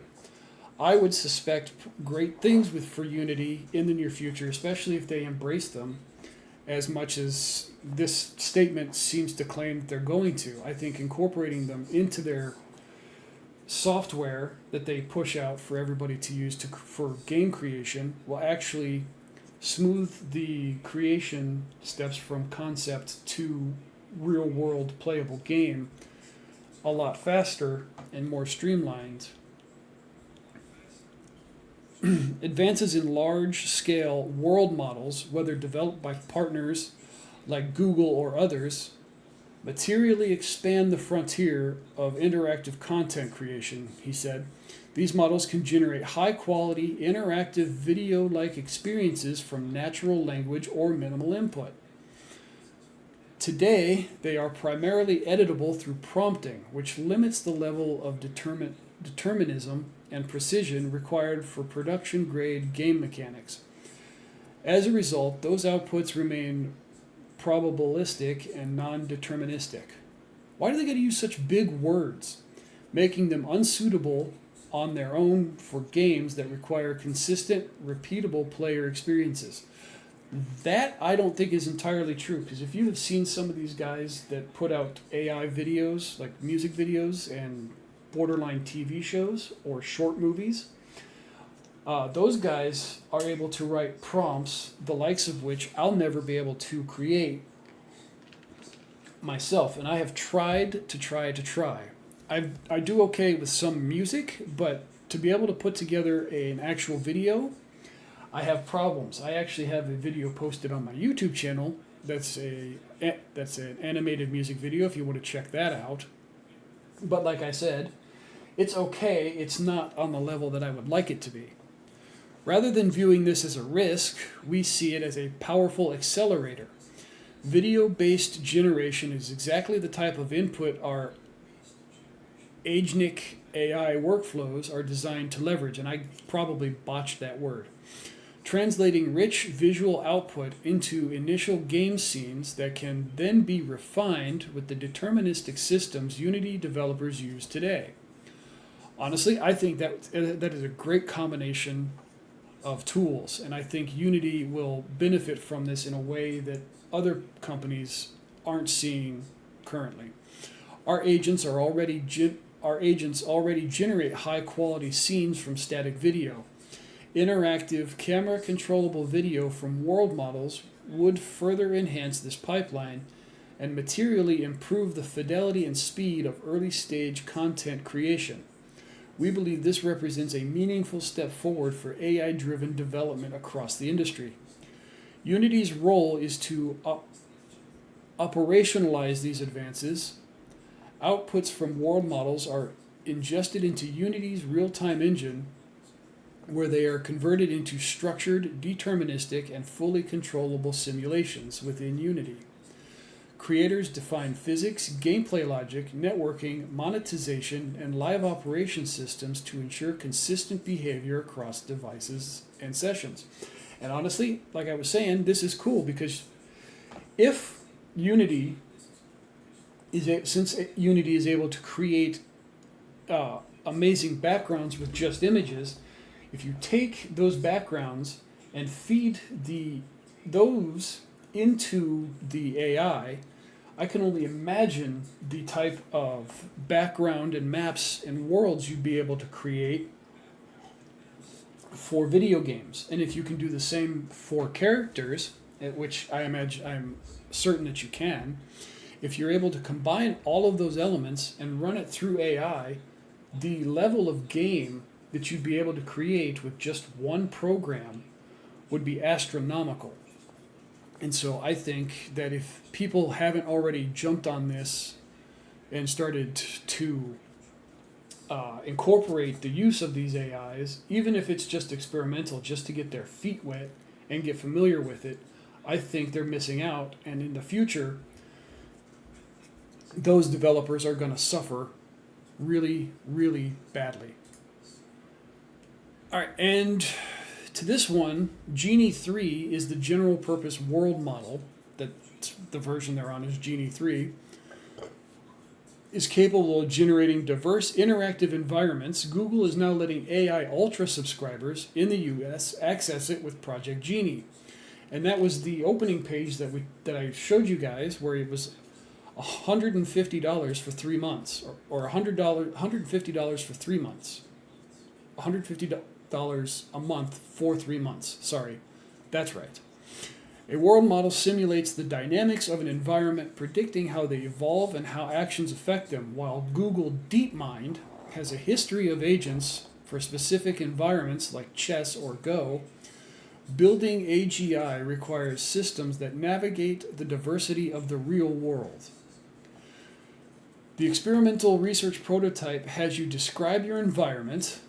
What does your world look like, including how you want to explore it, whether you want to walk or whatever kind of mode of transportation you would like to use, as well as the point of view that you want your character to take, whether that's first person, third person, or some other view like second person over the shoulder, like a parrot on a pirate's shoulder kind of a thing. After specifying your character, Project Genie creates a preview image or sketch using a Nano Banana Pro. This lets you preview your world and what it'll look like, and you can modify the image to your preferences before you start creating the world. The Create World users limited to 60-second sessions, so you can only play in your little sandbox world for 60 seconds. The photorealistic worlds are in 720 resolution, while you get interaction rates of 20 to 24 frames per second. So it's not the greatest, but it is only just like a proof of concept style beta, it seems like, which is fine, especially if they're just sampling it out to people. When you move, Genie 3, first previewed in August, generates the path ahead in real time based on the actions you take. Google is simulating the physics and interactions with breakthrough consistency. You can adjust the camera as you interact with the world with the ability to download videos of your walkthrough. Excuse me.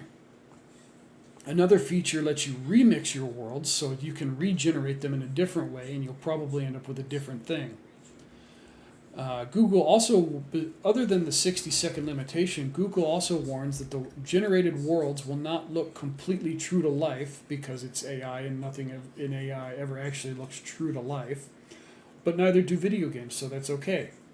And they'll always adhere to the prompts or images that you feed it. So if you feed it crappy prompts, you're going to end up with a crappy world for 60 seconds. Characters can sometimes be less controllable or experience higher latency in control. That's to be expected because even online games have that happen to them. Google is working to improve Project Genie with promptable events that change the world as you explore it. So as you're exploring your world, you can throw in a different prompt and it will have the game do something with that prompt to affect the world. Like as you're walking down the road, you prompt something to happen as you go around a corner and bang, you have bandits approach you, or the weather changes as you're walking along because you can prompt for sunrises, sunsets, nighttime, weather, things like that. You can also prompt the character for things and objects as well. The demo will allow Google to better understand how people use world models in many areas of both AI research and generative media, videos and music. Access begins rolling out today, and I've had this article on my computer for a couple of days, so this is actually a few days old. It looks like January 29th is when this article came out. Our goal is to make these experiences and technical accessible to more users. More broadly, world models are part of Google DeepMind AGI mission, simulating real-world scenarios and practical applications for robotics and modeling animation and fiction. So I think this is pretty darn cool, and I do know of a few AI guys that would probably dig this kind of information. In fact, I'm pretty sure some of them have actually already started using some of it. So if you're into creating games or are interested in it, I suggest you at least look into this a little farther, and then you can create your own games and you don't have to depend on companies like Ubisoft and their horrible output. And this is more of the same. I was just digging up everything that I could find. This is more related to pricing though. And this one says it's $250 a month, so that $150 that I showed you earlier was a sale price. You also have to live in the United States, and you have to be 18 years or older. At launch, Project Genie offers 3 different modes: world sketching, exploration, and remixing. The first sees Google's Nano Banana Pro. That is such a hard string of words to put together. Model generating the source image. Genie 3 will use it to create the world you will later explore, and at this stage you can describe your character, define the camera perspective, and how you want to explore the world. Before you can jump into the model's creation, Nano Banana Pro will sketch what you're about to see so you can make tweaks before you actually jump in. So it's like a preload. Like when you go into like a VR state where it has the loading screen and it looks like you're just standing in a dark room. It's also possible to write your own prompts for worlds others have used Genie to generate. One thing to keep in mind, though, is that Genie 3 is not a game engine. While its outputs look like a game, it can simulate physical interactions. There aren't traditional game mechanics here. Generations are also limited to 60 seconds, as is the presentation, which is capped at 24 frames per second and 720p.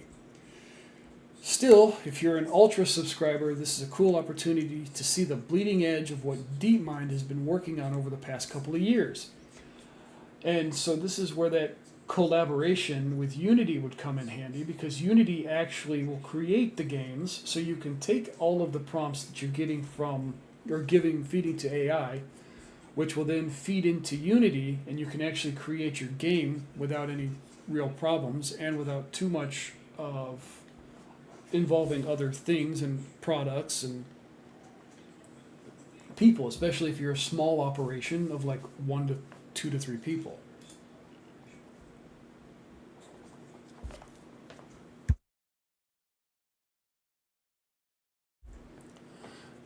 Genie is only accessible from a dedicated web app, and it won't be plugged into the Gemini or website. So it's a special website that you have to go through for the AI Ultra subscription.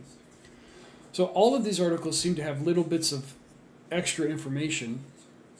Like the previous one told you that they didn't actually create an actual game, more like a test environment, and it gave you the price.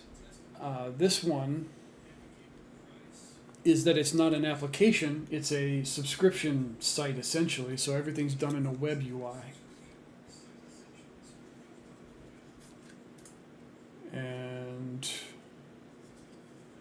people have already started to use it to rip off Nintendo. This is what they were talking about in that other article with copyrighted characters. So they're creating rip-off worlds and putting Mario and or Zelda in those worlds. So you can, for example, it seems like you can take the character Sonic the Hedgehog, put him in Mario's world, and have him, run around in there also. So that could be kind of fun, but you're also using copyrighted characters in game environments. And that seems to be...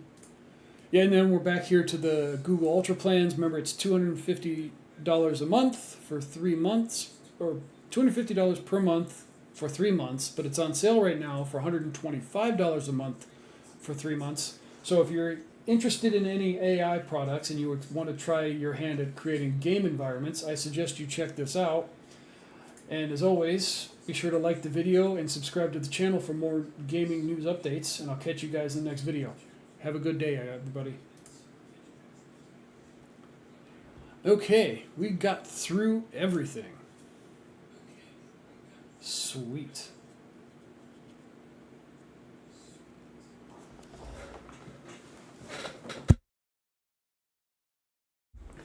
All right. So, I'm going to bring up the game here, so bear with me just a second. I'll put you in the samurai screen while I get the game running.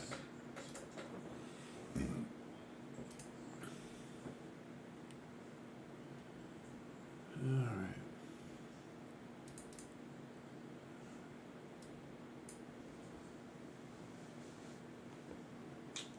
In case you guys hadn't noticed already, I did pick up a sponsor. It's the Dragon's Treasure. It's a tea company, so if you guys are interested in some delicious teas, go ahead on over to their site and use code ROKAI for 10% off of your orders. I know I would appreciate it, and the tea man will appreciate it as well.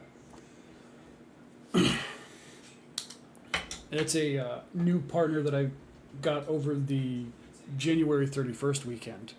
And I'm really happy to be partnered with them right now. Alright, let's get this game running. Warhammer Space Marine 2.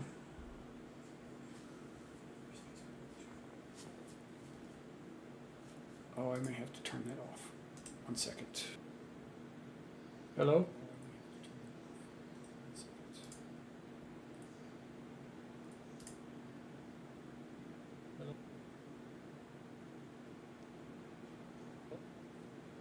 Are we live?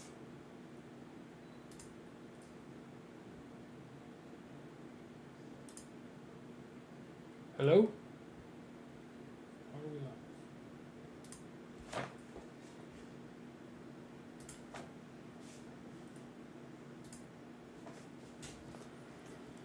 Oh boy.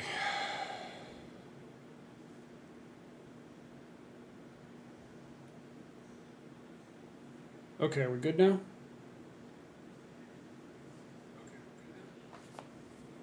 Excellent.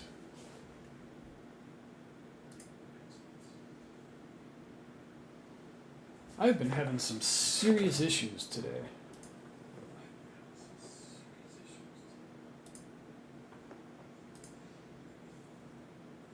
Alright, let's put it in game here.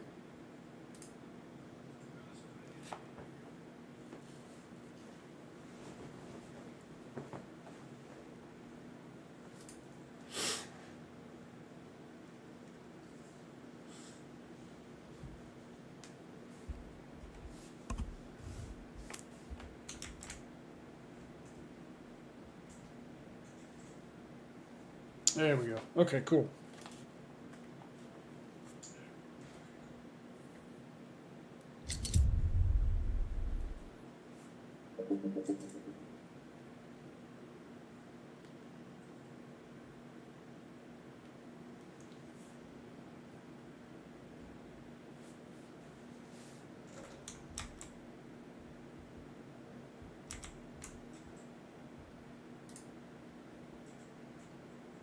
Yeah, we can keep that there.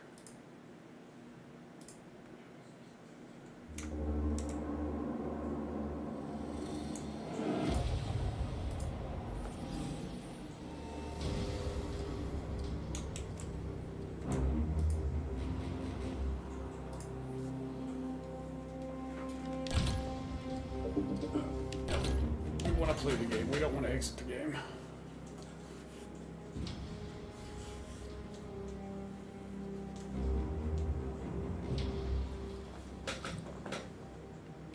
We're going to pick up right where we left off.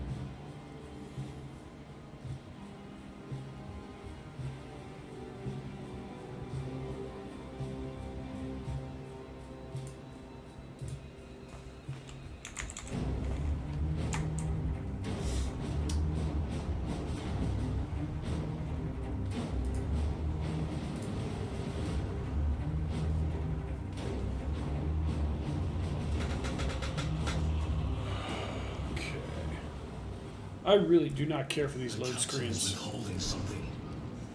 Akaran will not deceive us, Gadriel.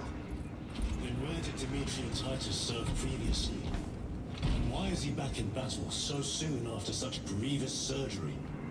Sergeant Ventiad spoke of a death. Lieutenant. Brother, are you recovered? I am. The apothecary should run a diagnostic. I do not have the need nor the time for such a process. Magos Gallio also expressed his concern. Consider his counsel, if not ours. If there is any risk of recurrence, it puts the whole squad in jeopardy. It can wait. I must speak with Captain Akaran. As you command.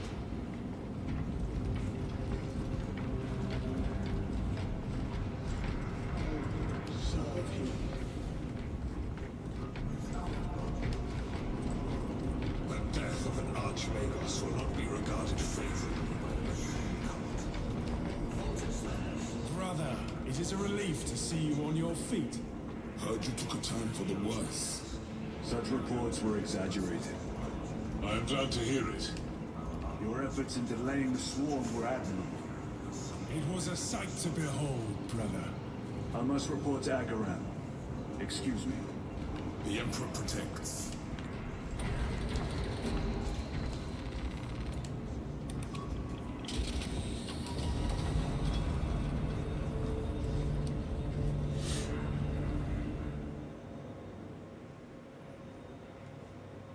Was that truly the work of the archenemy? It was not clear to you. It may have been only a handful of fanatics. A handful of cultists could not bring down a Thunderhawk. He is right. The arch-enemy is here. They chose to reveal their presence. There must have been a reason they wanted Nozick dead.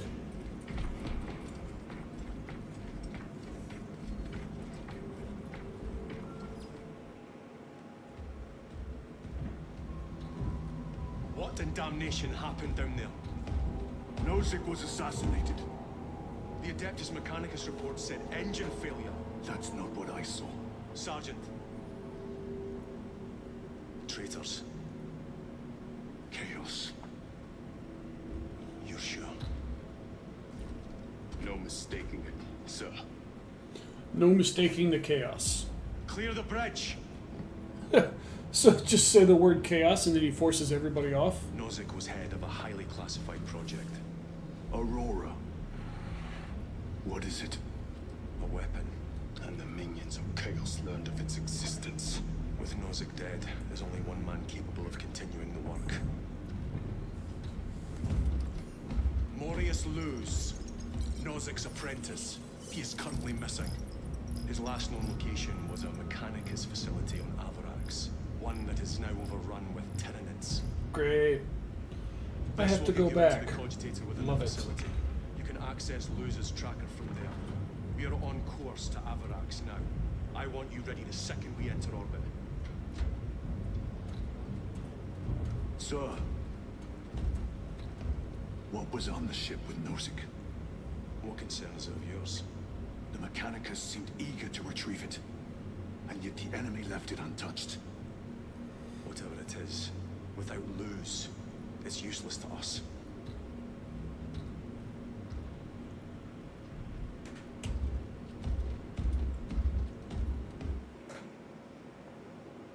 Lieutenant, the journey to Avarax will take time. Enough for a brief diagnostic. Alright. I think the screen is messed up a touch. No? Everything seems good. It's just the orientations of things. Okay.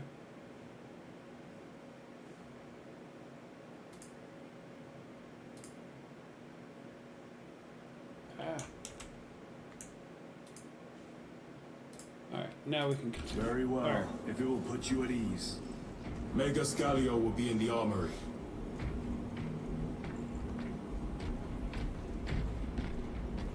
Pretty sure I did all this the last time I was streaming.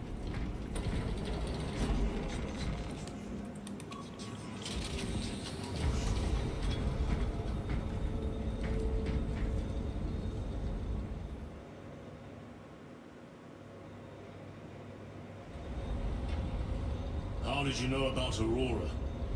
I saw the name in a mission report, most of which was redacted. I would have preferred to stay in Kadaku and hunt down the heretics that dishonored our brothers. We will find them on Avarax. Unless Luz is already dead. Whatever those tech priests are working on is still here, in this system. I expect the greatest battle is yet to come.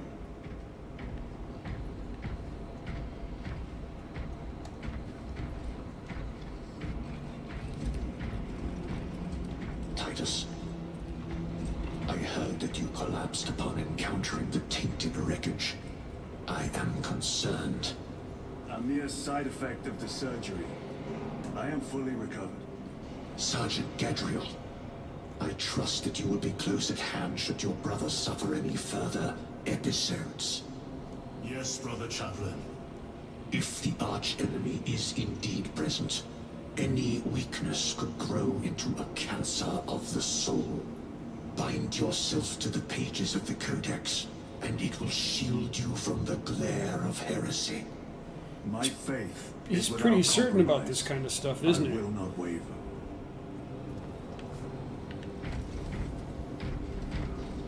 You look tired, Merrick. Ships extended to 22 hours until All right, new gear. Let's see what we got. Count Russians. I had a incident on Kotaku. I am greatly concerned. It was brief. Likely a result of the surgery. You suffered catastrophic damage to a number of primary organs at the hand of that carnifex. While in that state, you underwent radical surgery. Your body was ripped open from head to foot. If some error was made and remains undetected, it could cost you your life. Brother, we cannot afford another episode like that. The apothecaries may not have time for a thorough diagnostic, but they've given me their sanction to do so. Now settle in. Okay. This will take time.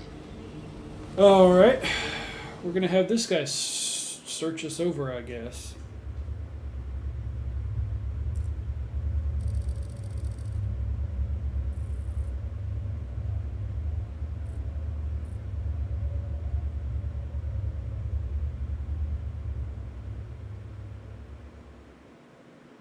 Titus, your biometrics are below peak, but well within the tolerances for combat. I can find no explanation for the symptoms you experienced. Then I have duties to attend to. You have the blessings of the Omnisire. One question. What do you know about Archmagos Nozic's research? Such knowledge would only grace the peaks of Olympus Mons. I am certainly not privy to the subject of his activities. I only pray there remain records of his discoveries.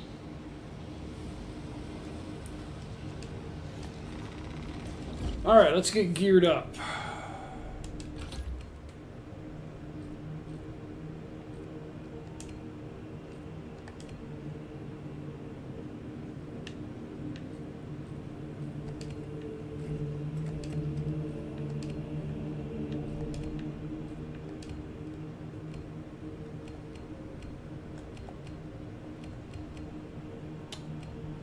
I think we'll stick to this one.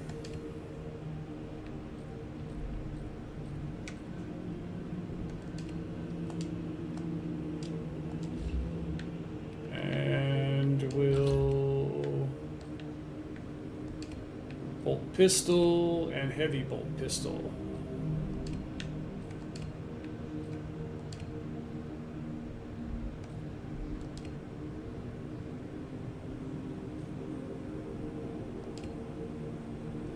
We'll go here with that one as well. I think we're going to stay.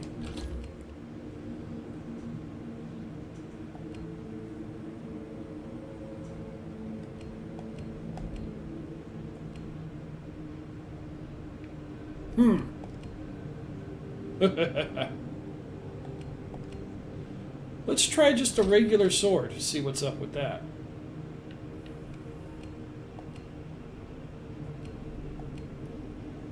It's the most middle of the road of the weapons, so let's try this out and see how it works.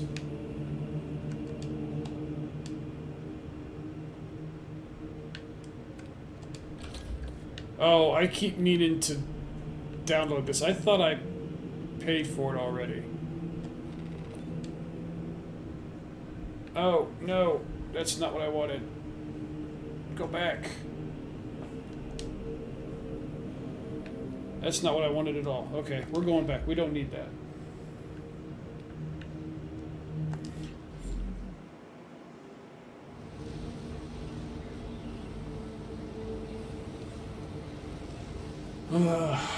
Okay.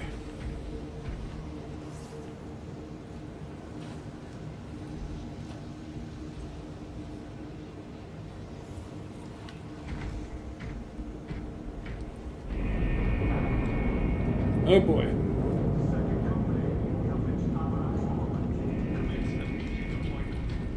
Time to go.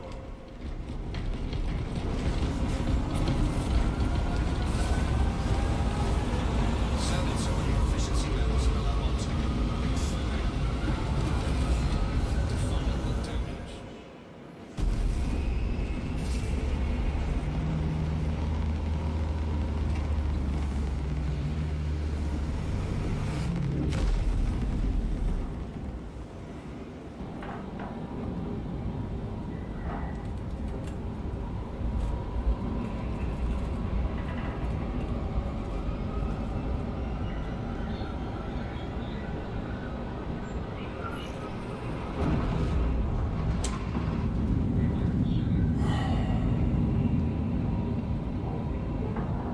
I'm not sure which game I like more, if I like this one more or if I like Dark Tide more. Because there are aspects of this game that I like more, but I have not actually played the multiplayer of this game, so I'm not sure how well that would play out.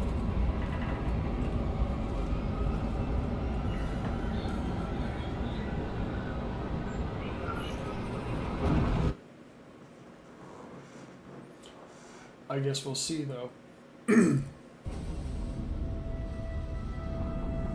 This is as close as I can get you. You will need to take the cargo elevator from here. Folks in when you're ready to leave. Understood. My thanks, brother.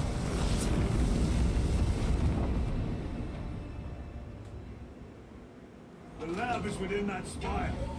There's the cargo elevator. Look at all those spores. That'll be one hell of a fight. Oh, that's gonna be a lot. We should be down there with the rest of the company. We will be soon enough. Engine 0. Elevator repairs are incomplete. Please conduct holy maintenance. The elevator is broken. We must find a way to restore power. Servoscope, how may we repair the elevator? Operation Oh, without nice. full repair is unwise. You may override safety protocols via the control room at your own risk. Up there! Looks like the control room. The main entrance is destroyed. Oh boy. I found an alternate route. Plotting now. Check on display. This way. Your cogitator has remained vital for 3 hours. Please Through that door. All this destruction. And not a Tyranid in sight. They're here. Watching.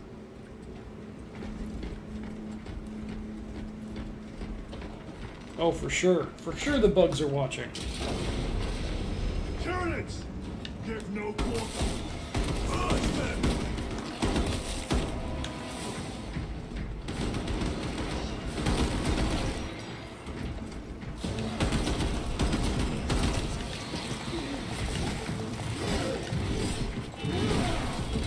Ho ho ho!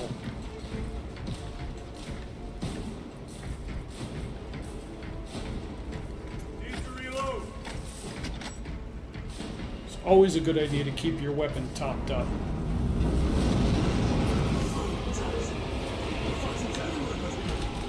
What do you call this? These are leftovers.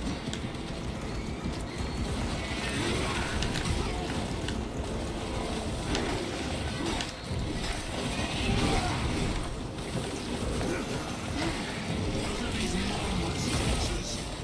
Dare to attack the Imperium.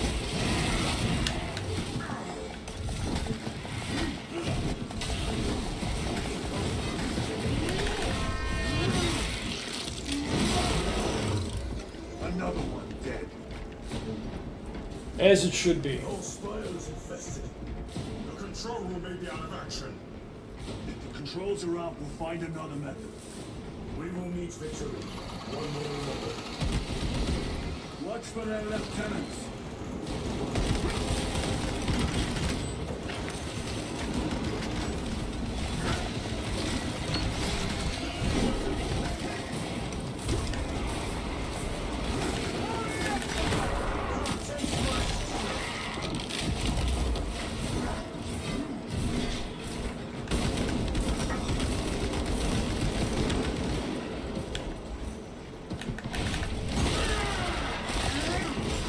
Yes.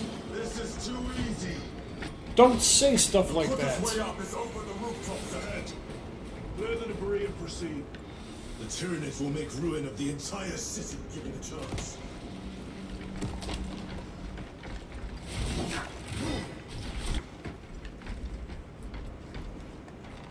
With this, we shall defy Death's grasp.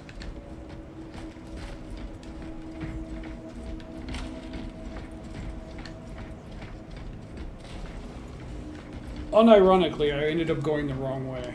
Or the right way. I was not trying to. At least I think this is the right way.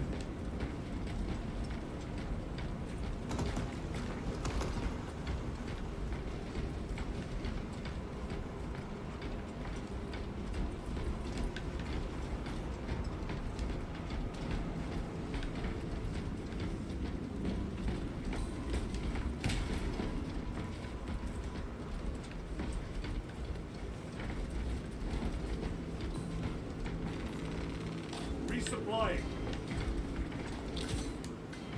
Yeah, we should have all of those.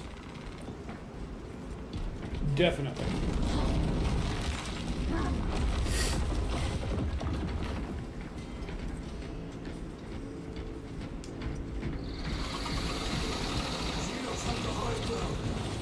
Then take it from them. Oof.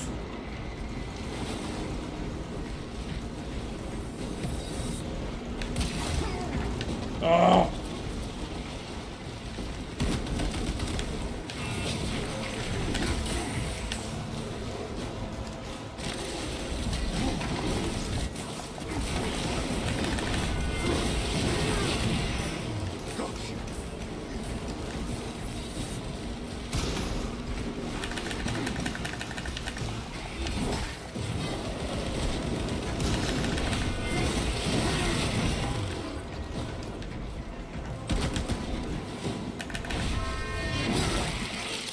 I love this sword. This sword is cool.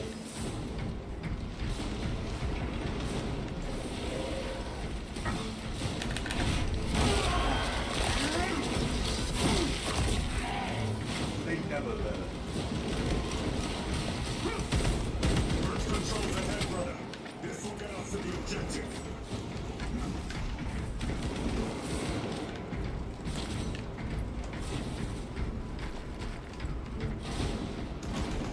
Well, if they're gonna guard me, then I'm gonna go ahead and hit buttons.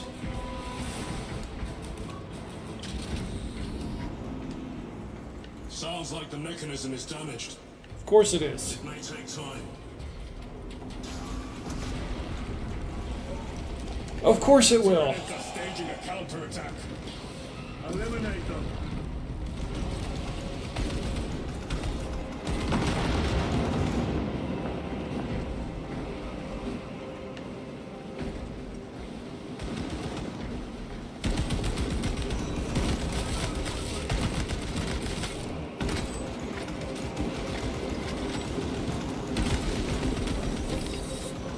Deploying fragment.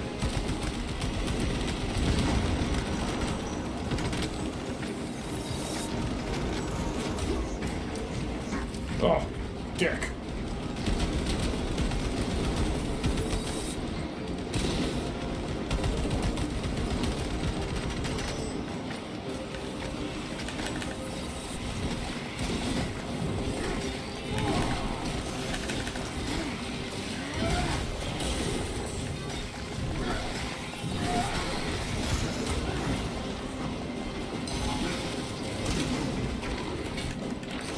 Recovering.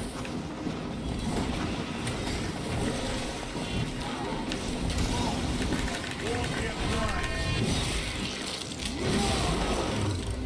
Target this.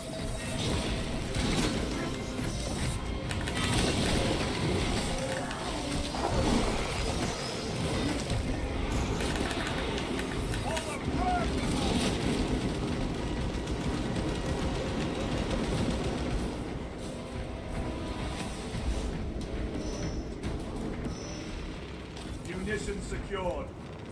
My lord, we may now cross the bridge.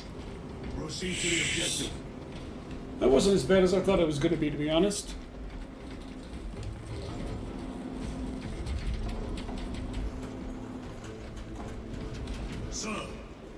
seem to be at full strength again. Did the apothecaries identify the cause of your collapse? Focus on the mission, Sergeant. As you wish, my lord.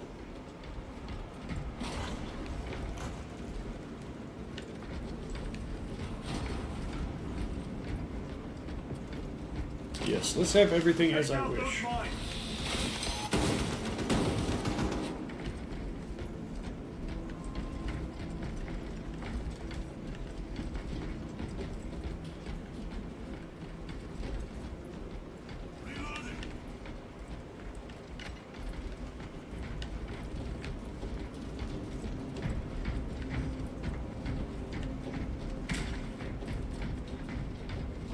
Alright, what kind of nasty surprise they got for me in here?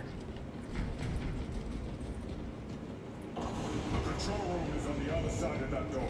Good, that's what we need.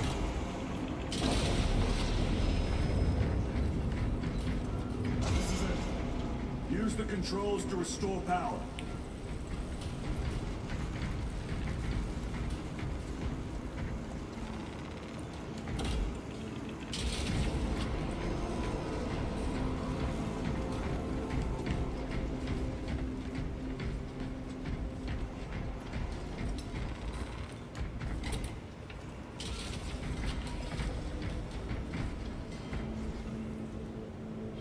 It worked. Let's get down there. Practical. There's a shortcut across the rooftops to the east. Good. Proceed. I like shortcuts, but naturally this is not going to end up being a shortcut for sure. What motive do these creatures have to attack this facility? They have no need for the technology. They're like seeds carried by the wind. What is he doing? Oh. I was like, what in the world?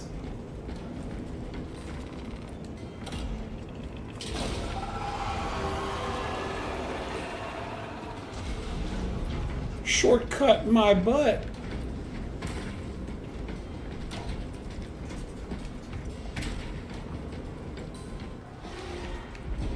Incoming spores! Cut them down. With pleasure! Let's get to work, Mr. Bolter.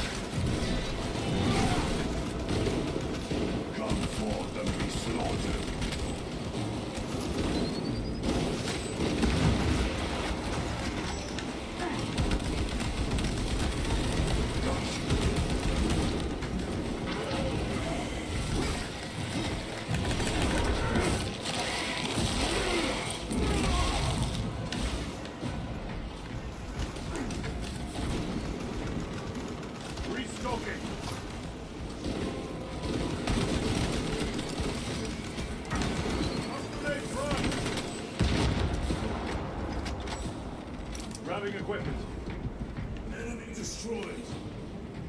Clear that obstruction. Yes, sir.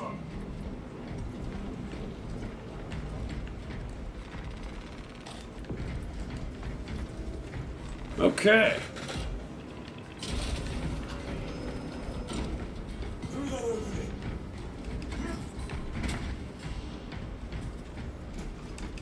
They call this a shortcut? This is not a shortcut.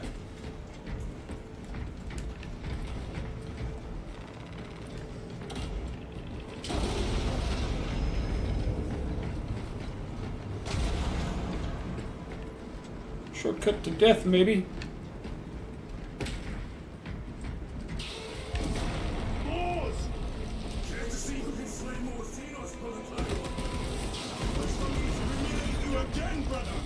I hope your boat was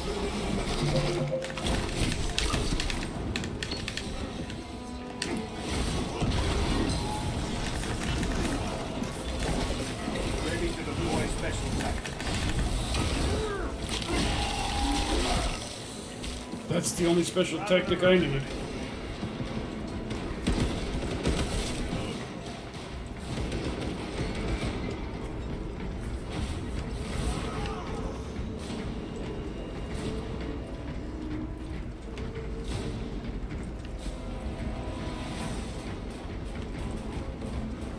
Okay, use the elevator. Alright, now we move. Why do I have the oh. They will not get past this.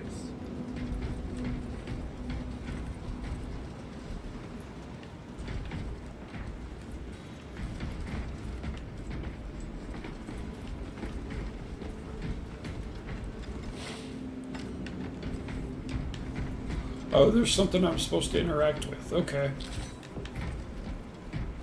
I thought it was just gather here. I'm running around like an idiot. Alright, let's move on. I have a feeling that something sucky is about to happen. This platform's very exposed. Expect a bumpy ride. If I'm not mistaken, you've had bad luck with cargo elevators. That was a long time ago. I prefer not to discuss it. At least you made it out alive, which is more than we can say for the orcs. Oh yeah, this is gonna suck. We have their attention, and they have ours. Unfortunate for them.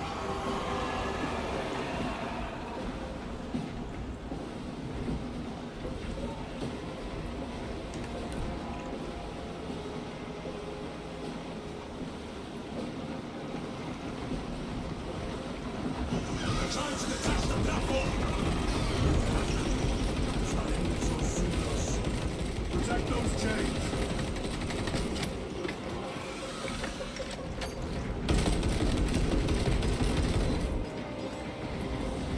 Changing magazine.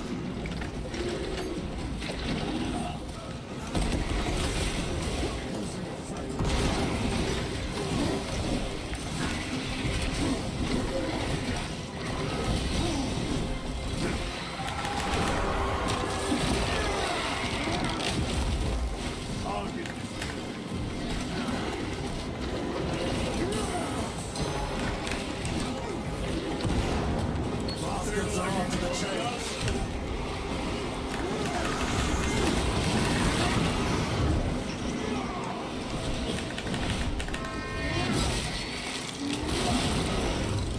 They are charging the chains.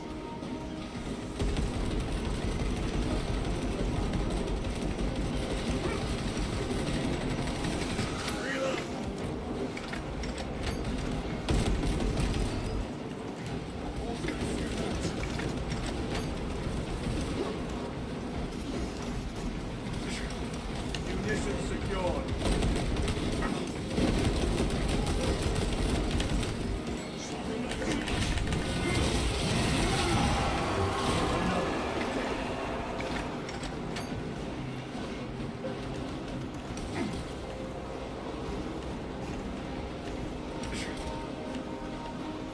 Gargoyles attacking the chains.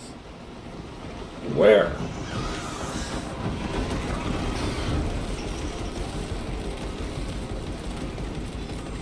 All gargoyles attempting to sabotage.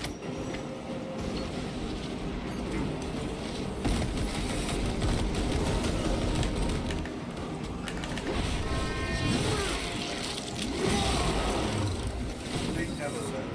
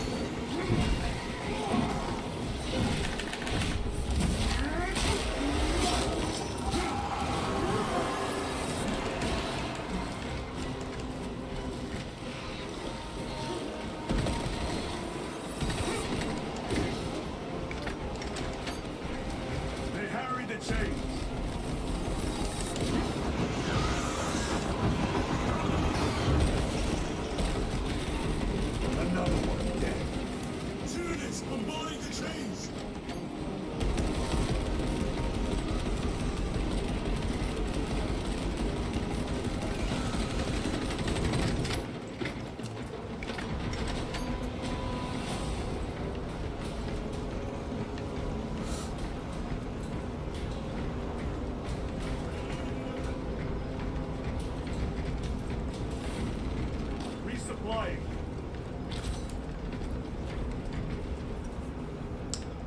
Oh, that only sucked a little bit. Not nearly as bad as I thought it was going to.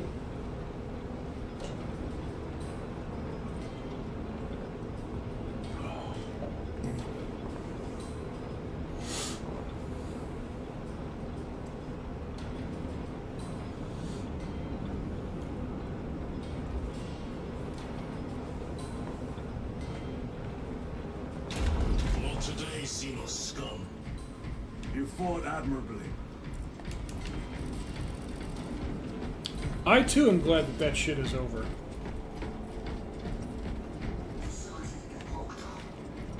We'll need explosives. Nothing's getting through that door. Ventilation tunnels? Checking. One floor down. Let's go.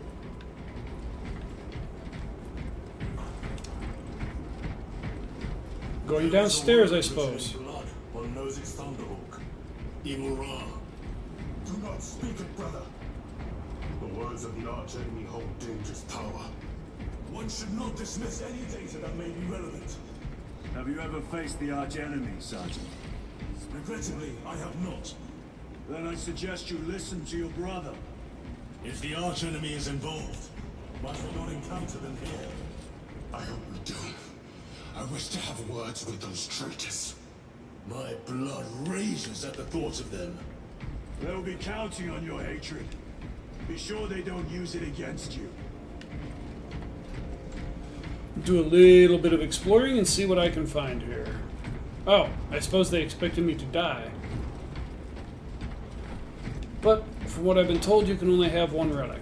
So we move on to our objective point.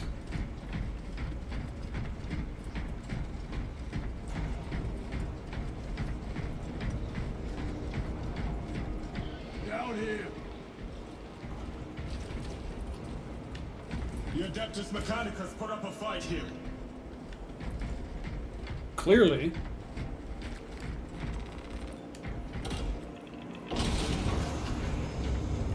Those vile creatures taint every crevice. How far to the cogitator?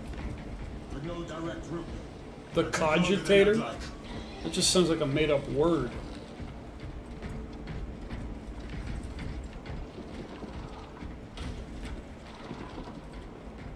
Oh, I know there's something there. I can see it. The shadow. Why don't they attack? They're plotting something. What plotting could these insects be capable of? These are mere drones. Then what guides them? A worthy adversary.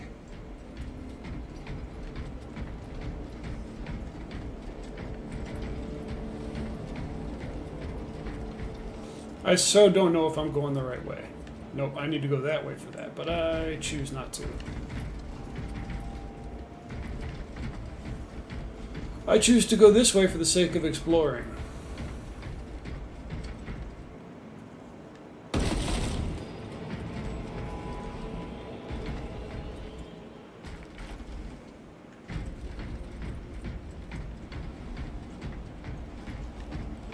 Though I suspect all roads lead to the same location.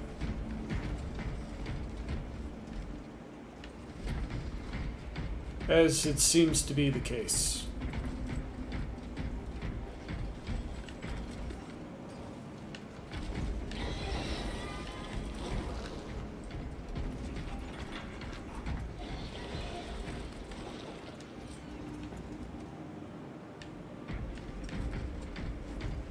I like to explore.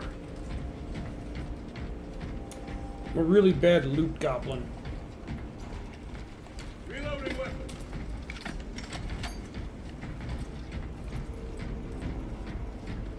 Though it seems again all roads. Tyranid build. They are a plague, staining worlds with their very presence.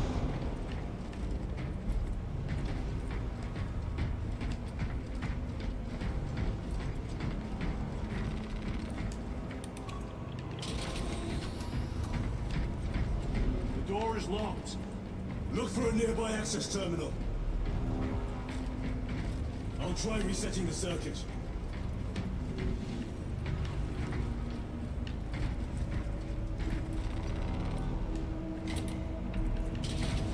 Okay. Oh What boy. happened? Power's down. Must be the reset. Listen. They're in the walls. Ready your bolters. They're coming. Watch your back.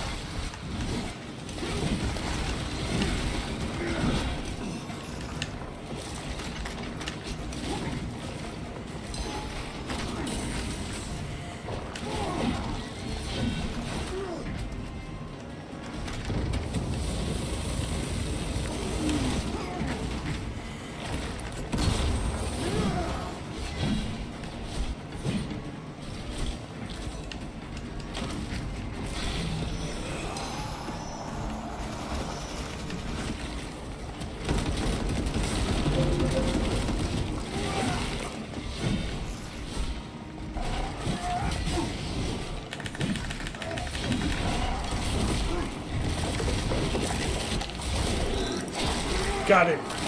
Sweet.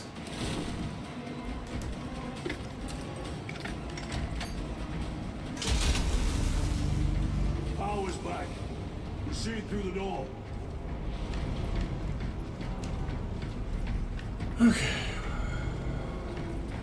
Alright. At least the power's back. Through the floor.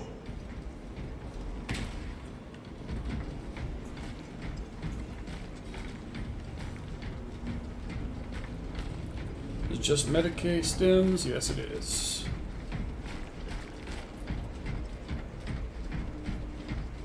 We need to go up. Alright, where's the elevator control? There it is, okay. It just took it a minute to actually cycle. Almost there. Through the main hub, then work the data banks. Expect heavy resistance. They wish to interfere with our objective. Our objective is of no concern to them. Their only wish is to kill us. It's just a minor wish.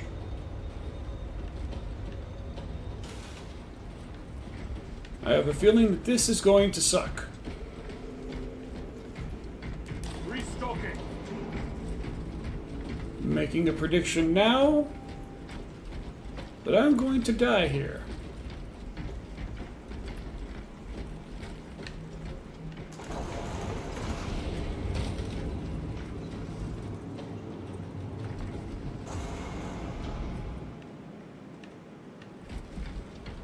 Okay.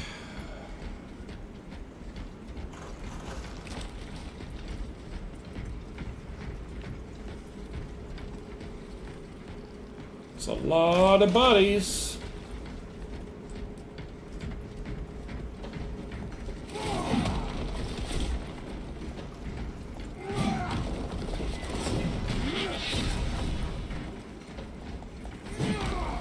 I didn't know you could destroy those statues. That's kind of cool.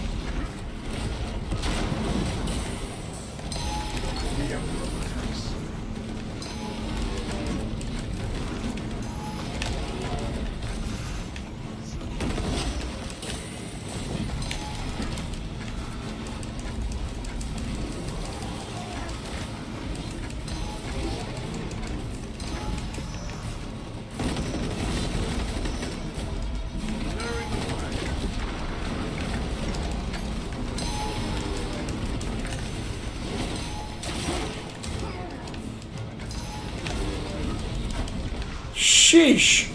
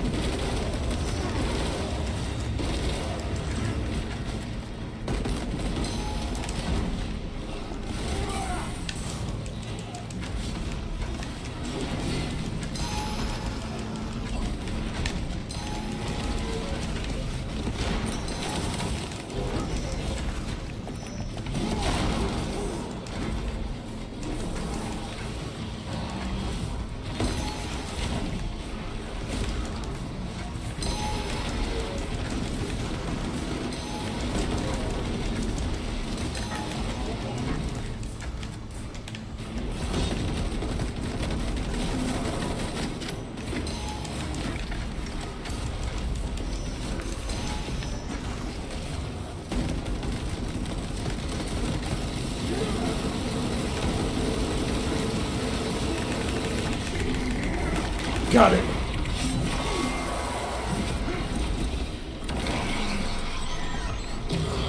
Ride him, cowboy.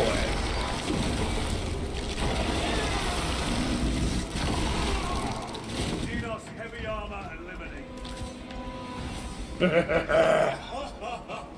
I thought a beast of that stature would offer more sport. It was outnumbered. I once faced a Carnifex alone, but nothing would have always. That was sport. Well, I am glad to share in the glory of this kill. Me too, honestly. I'm not thrilled that I'm practically out of ammo. Or was practically out of ammo by the end of it.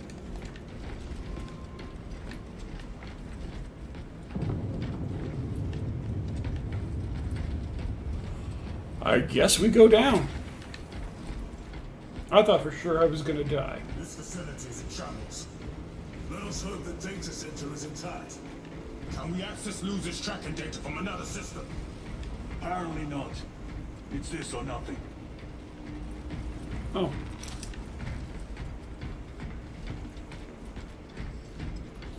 That would have been handy to have.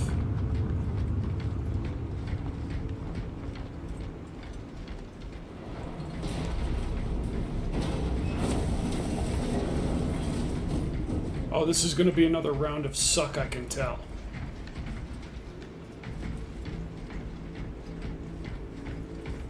Especially given all the ammo they're giving me. Or offering me, but I'm full ammo right now. Bouncing bodies. Awesome. Could justify such a waste of human life. It does not surprise me.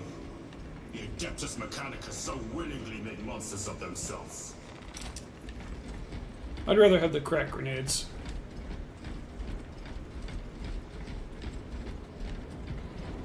Overall.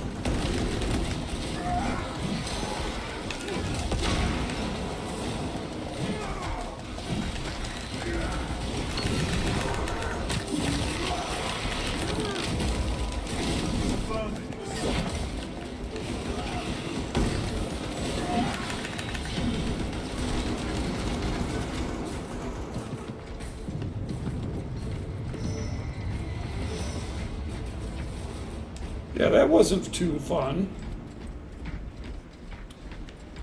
But it wasn't bad.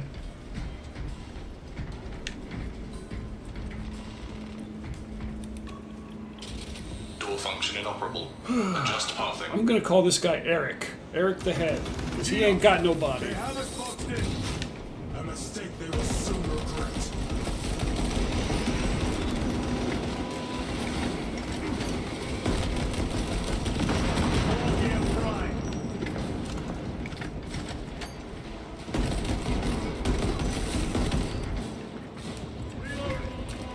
Access restored.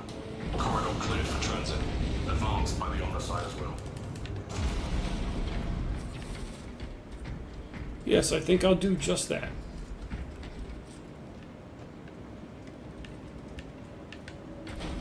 But I think I'll explore first.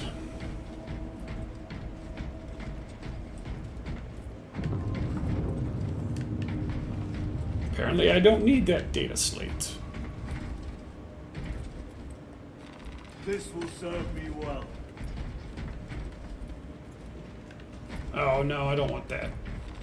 It's a good pistol, but I don't think it would make a good main weapon.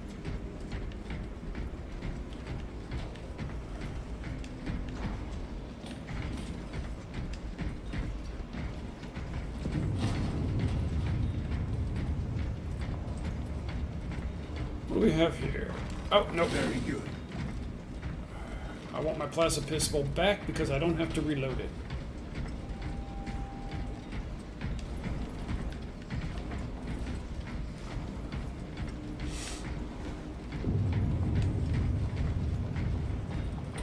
Alright, here we go. Moving on up. Moving on No up. sign of the archenemy. Maybe they've been and gone. Maybe they're not involved after all. Stick to what you know, brother. I'm merely observing the data, as I am taught to do by the Codex Astartes.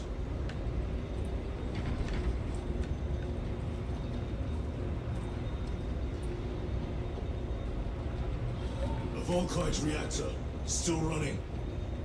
Let's hope the machine spirit has it under control. A meltdown would be catastrophic. We'll disable it once we have the data.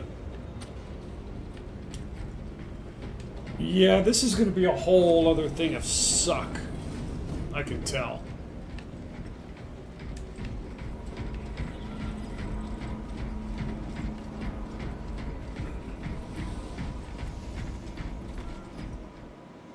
Oh, cutscene. That's never good.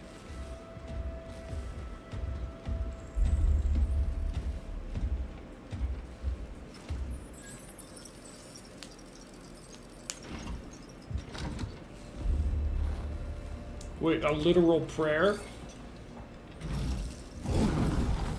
I awaken. Lieutenant Titus, Ultramarines, 2nd Company. Enter your command. Locate Marius Luz. Access denied. Access rights granted. Establishing locus. Avarax. The city. Temple of Thasian. Vitals are elevated. I'll box for a Thunderhawk. Wait. Open file Project Aurora. Register intention of requisition. Open the file.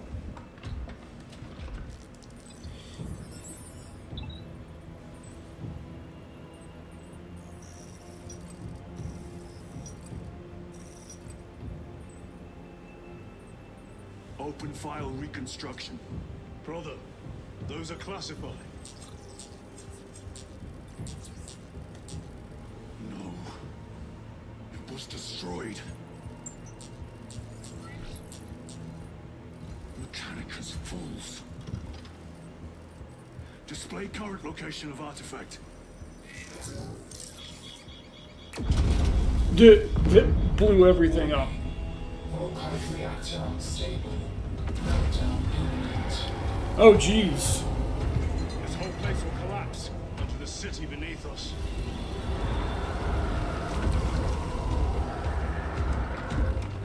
Get them off the core. Oh, boy. They are throwing themselves into the reactor. We must shut it down before they destabilize it further. Machine spirit, power down the reactor. Non-compliance. Remote circuits are fused. Manual override required. Explain. Emergency disengagement mechanisms are located on the reactor platform. Clear a path to those controls.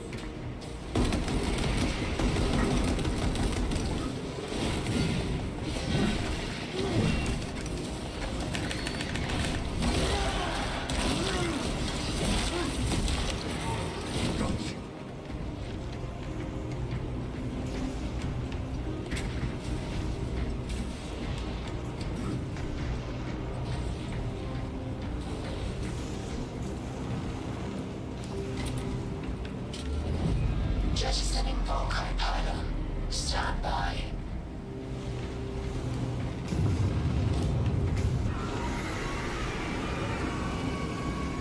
Here they come. Keep them off that reactor. Oh, damn.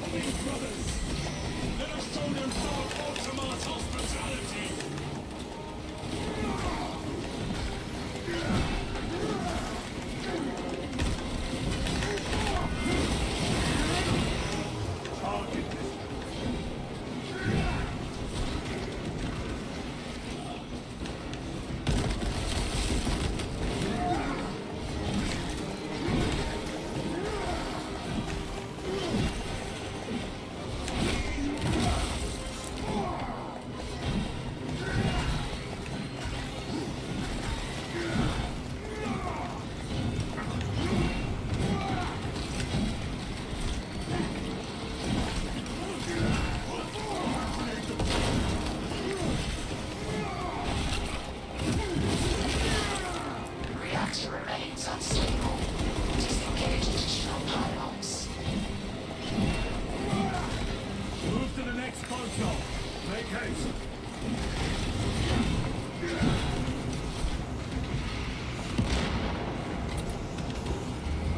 Jettisoning ROKAI pylon. Stand by. How many pylons remain engaged? One ROKAI pylon maintains the reactor. Disengage it. Unable to comply. Temperatures have fused remote circuits. Manual intervention required. Oh, jeez, not again. Roll, damn it! They are making another push. Intercept.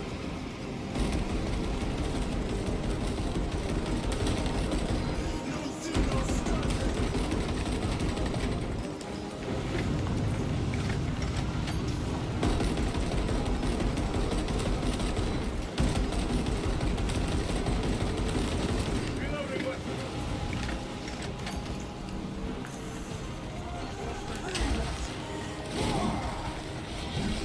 Ready to deploy special tactics.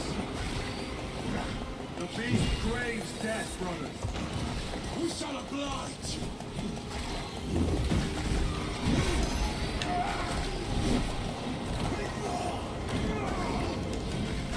Going through. Watch for the psychic blast.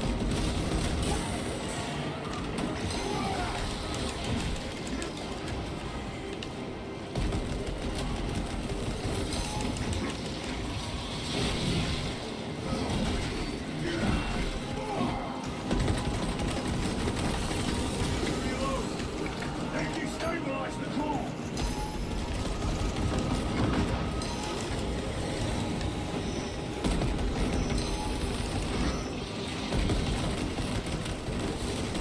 Someone is dead.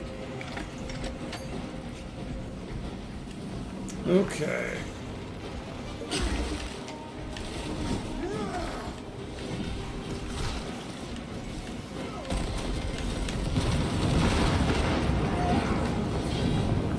Reactor approaching critical failure. Meltdown imminent. Disengage remaining pylon to complete shutdown sequence. Activate those controls, now!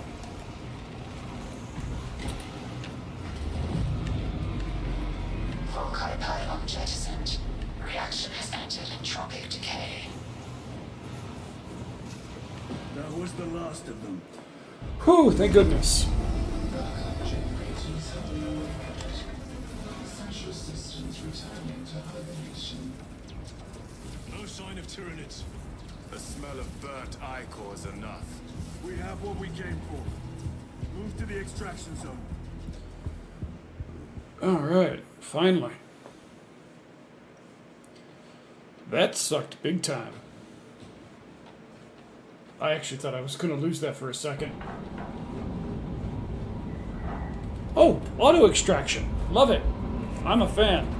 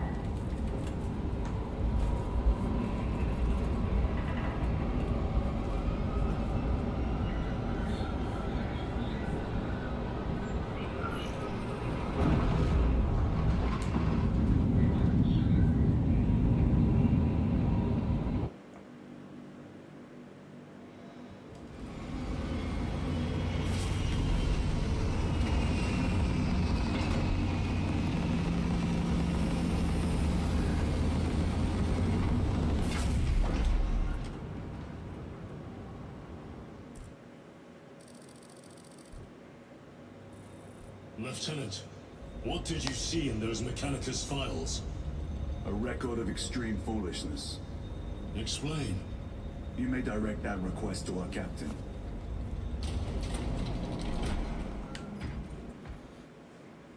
Yeah, don't ask me. I don't want to give you the The information. Adeptus Mechanicus must be stopped. What? If they trigger the weapon, the results could be catastrophic. And what makes you suddenly an expert in Mechanicus research? They're using an artifact to power the weapon. I've seen it before, on a planet named Graia. A traitor by the name of Nemroth called it a fragment of the Dark God's power. It almost destroyed the planet. Graia. Titus, the Mechanicus are acting on orders approved by the Primarch. And here are you, talking of Graia, of all places. Damn it, Captain, if Chaos is here, if they get their hands on this thing... Enough! I will hear no more on the subject. I mean, he's making a valid point. Now, did you get a location for Luz? Aye, sir. Then get down there and find him! There are those who would see you sent back to the Inquisition. Tread carefully, brother. You can see like stuff on his face is starting to appear. Alright. I actually think I'm gonna call it here for the night. I do appreciate y'all coming out. And I'll see you guys tomorrow night.